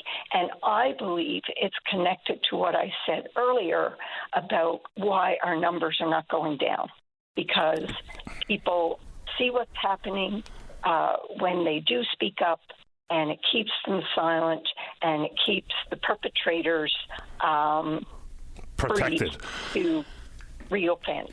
Connie, I appreciate the time. Thank you very much. Thank you, Patty. You're welcome. Bye-bye. All right, let's take a break for the news. When we come back, Jeff Young's the Liberal candidate running out in Stephenport Report, wants to talk about student assistance, and Wade wants to talk about the need for more policing. Where? We'll find out. Don't go away. The Tim Powers Show. Join the conversation weekday afternoons at 4 p.m. on your VOCM. Welcome back to the show. Let's go to line number 1. Good morning, Wade. You're on the air. Thank you, Patty, for having me on the show this morning. No problem. Patty, I just want to reach out give Helen Ottenheimer Conway, our local MHA for CBN. Patty, we're out here in CBN, and it's terrible, Patty, regards the crime, what's going on out here. I hear Mrs. Conway just opened a new facility, or she doing a new facility for addiction center. Patty, the thing is that what's going on out here in the Bay, Patty, is that these people, yes, it's great if these people avail of these services and they are benefiting from these services. We never hear the statistics of how these people made out or if they're repeat offenders of the system. Mrs. Ottenheimer comes out and says at the end of her the opening of the Salmoneer facility that MCP will be paying for any of these services that's going to be provided. I'd just like to reach out, I wish that the government and MHAs, our local MHAs and stuff, could really realize that the RCMP, the RNC, our crime preventions and stuff, they could be given money to do adequate services in our communities, because we're here in Brigitte. We're only in a little town, and it's just terrible, Patty. I've been a victim myself. Just Friday past, my truck was broken into, stuff was stolen out of my truck. I've got cameras on my house. Unfortunately, it was in the evening hour. It was dark, and my cameras don't pick up the actual. All I'm seeing is cast of shadows. So to contact the RCMP, well, it's just another file, and they're overworked as it is. They don't have enough of staff to go out there and fight the crime that needs to be fought. And regards to the addiction, what's on the street out here is just amazing. I'm just nervous for elderly people and just people in general. The next thing is guns, and I can see that coming, Patty. So I hope, there's someone out there in the government can come back and say, hey, yeah, we're going to add an additional $5 million to the Royal Newfoundland Constabulary or the RCMP to take care of our towns, and so we can have a little bit of, we can relax, you don't have to be on edge all the time, Patty, worrying about your property when you leave your property and worrying about someone coming in and breaking in and stealing your property, destroying your property. And a lot of these people that are doing it, Patty, are people that are after been in addiction services, and they're back out, and they do not come back and show their success rate on each individual. They don't show numbers on that, Patty. They'd be hard to capture, though, right? Because unless you come back looking for another go-around of detox or rehab, it's probably hard to know how many times someone relapses back into an addiction. And just a point of clarification on the Vita Nova recovery facility out in Salmoneer, I don't think MCP is paying for the individual's treatment. The MCP coverage is for, say, for instance, the doctor, what the doctor does, because we had the medical director on the show last week to clarify what the MCP involvement is there. They're still working towards coverage for the individual patient, but at this point, that's not in place. Yeah, well, on the conference that they had released, Mrs. Ottenheimer, for the lame person would think and understand that if they were to go into these services, if they're not working or if they're only on social services, and a lot of people that is a situation. So they turn around, and the understanding that I got from that was that if you're going to go into addiction services, if you don't have no way of insurance or some type thing to pay for it, MCP would step up and they're going to take that bill. Now, whether or not that's the fact, I don't know, but I just wish that they could provide a little bit of money for the RCMP out here, Patty. Yeah, there's been additional monies put forward for the RNC, but a lot of that was simply to cover the fact that the RNC expanded their geographical footprint out to the West Coast. Yes. So we are short officers associated with the RNC Association. We know there's huge vacancies in the RCMP here in this province, right across the country. There's a big mandate shift, I believe, coming for the RCMP, but no argument coming from me about the need for more police presence. No doubt about it. I feel the same way in the east end of town. Yes, sir. Well, anyway, that's all I want to get through this morning, Patty. Like, I just was a victim myself just this weekend past, and that's going to go nowhere. And because they're just overworked, like I understand that in our local town, like with the ATVs and that, like 1, 2, 3 o'clock in the morning. I'm right on a main stretch in Brigas, and it's just terrible, Patty. Like, 3 and 4 and 5 o'clock in the morning, these bikes are going in, and they're not traveling at a normal rate of speed or anything. And what are they doing out at 5 o'clock in the morning, 4 and 5 o'clock in the morning? Like, but you never see a police car in our towns late in the morning. Whether they're there or whether they're not, if they're in undercover or whatever, they should step up and just try to have a little bit of the test these boys, because it seems like it's always is going on every night, Patty, every night. No doubt it is. I'm sorry to hear it, Wade, but I appreciate your time this morning. Okay, thank you, Patty. You're welcome. Take care. Bye-bye. Thanks for having me. Sure. Happy to have you on. All right, there we go. Final break of the morning. Don't go away. Welcome back to the show. Let's go to line number 4. Say good morning to the Liberal candidate running in Stephenville, Port. That's Jeff Young. Hi, Jeff. You're on the air. Hi, Patty. How's it going? Doing okay. How about you? Great, thanks. So yeah, I just wanted to call in today, and I guess I was meaning to call in a bit sooner when I first announced my candidacy for the Liberal member for Stephenville, Port. But I guess I'll just say, I decided to throw my name out there to, this is where I grew up. I grew up on the Port Peninsula. I've been living in Stephenville now the last 12 years. I grew up here. This is, hopefully this is where I'll retire. This is where, I'm choosing to raise my children, and hopefully, a day to come I'll have grandchildren. And, hopefully there will be opportunities here for them. Over the last number of years, we've seen major decline in the area. We've lost more than we've been given. And it's hard to sit on the sidelines and watch that, and wonder if there's a future here for our children. So that's why I decided to step up and create change and create a place that people can come back to work or people have opportunities.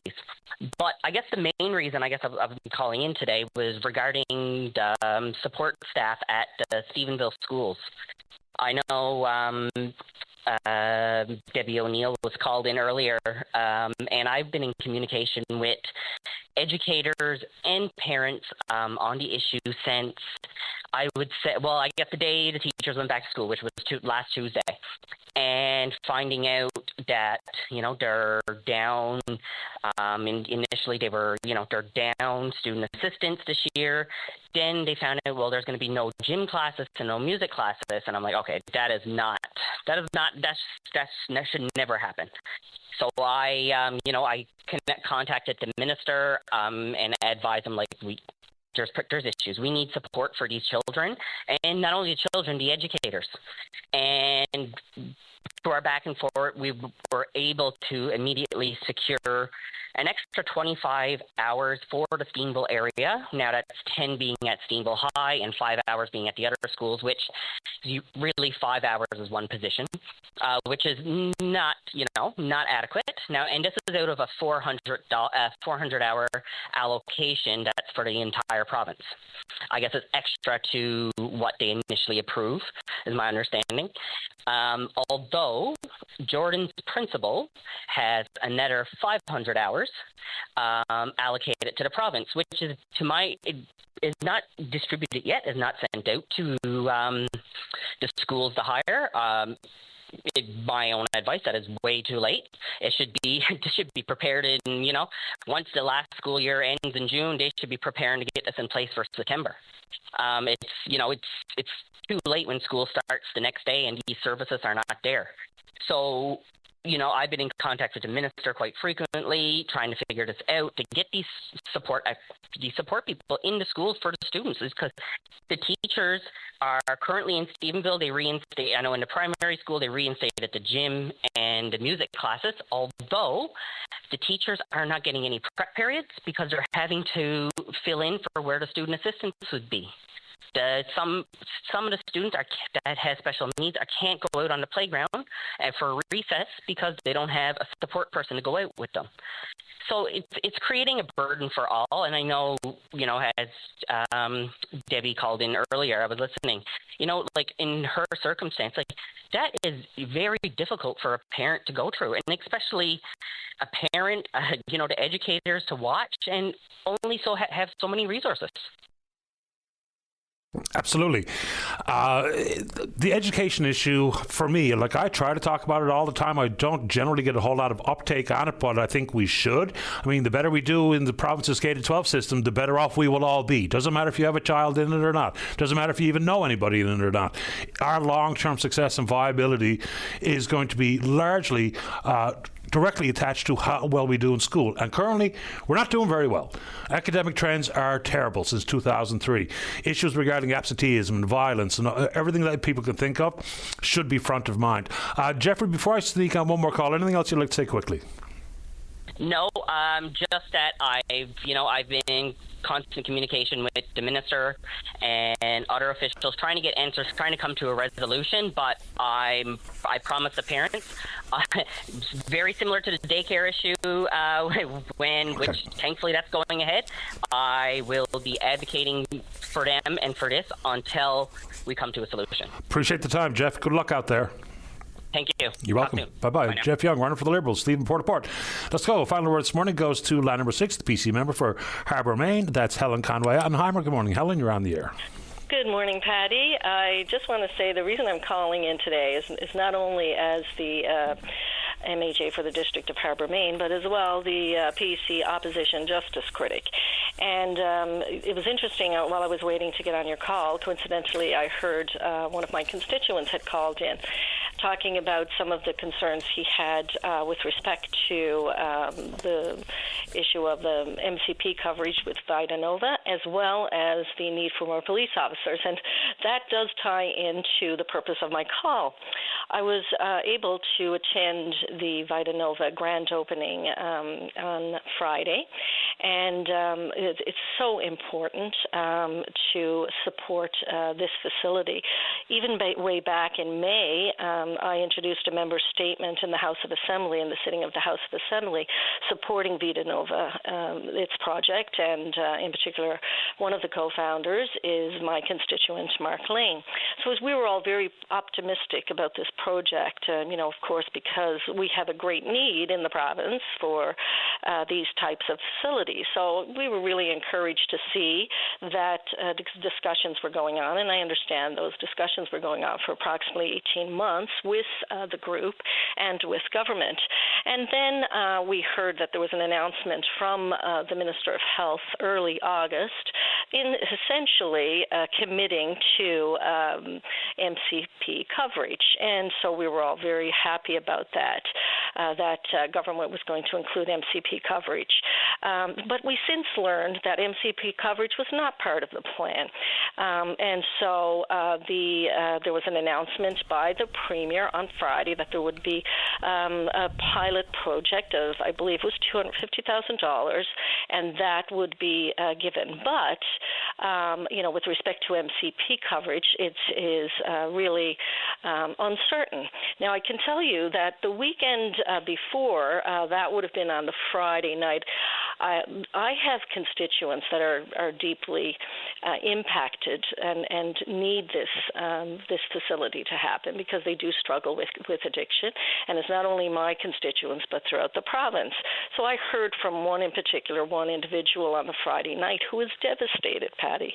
She was devastated because she was, had planned. She was starting, actually supposed to start today, and she was, felt very much, abandoned, disheartened because, she received notice from Vida Nova, who had explained that, the MCP coverage that was not yet ready. MCP coverage was not yet ready for usage at Vida Nova, and of course, Vida Nova was confident or hopeful that the government would come forward with their plan.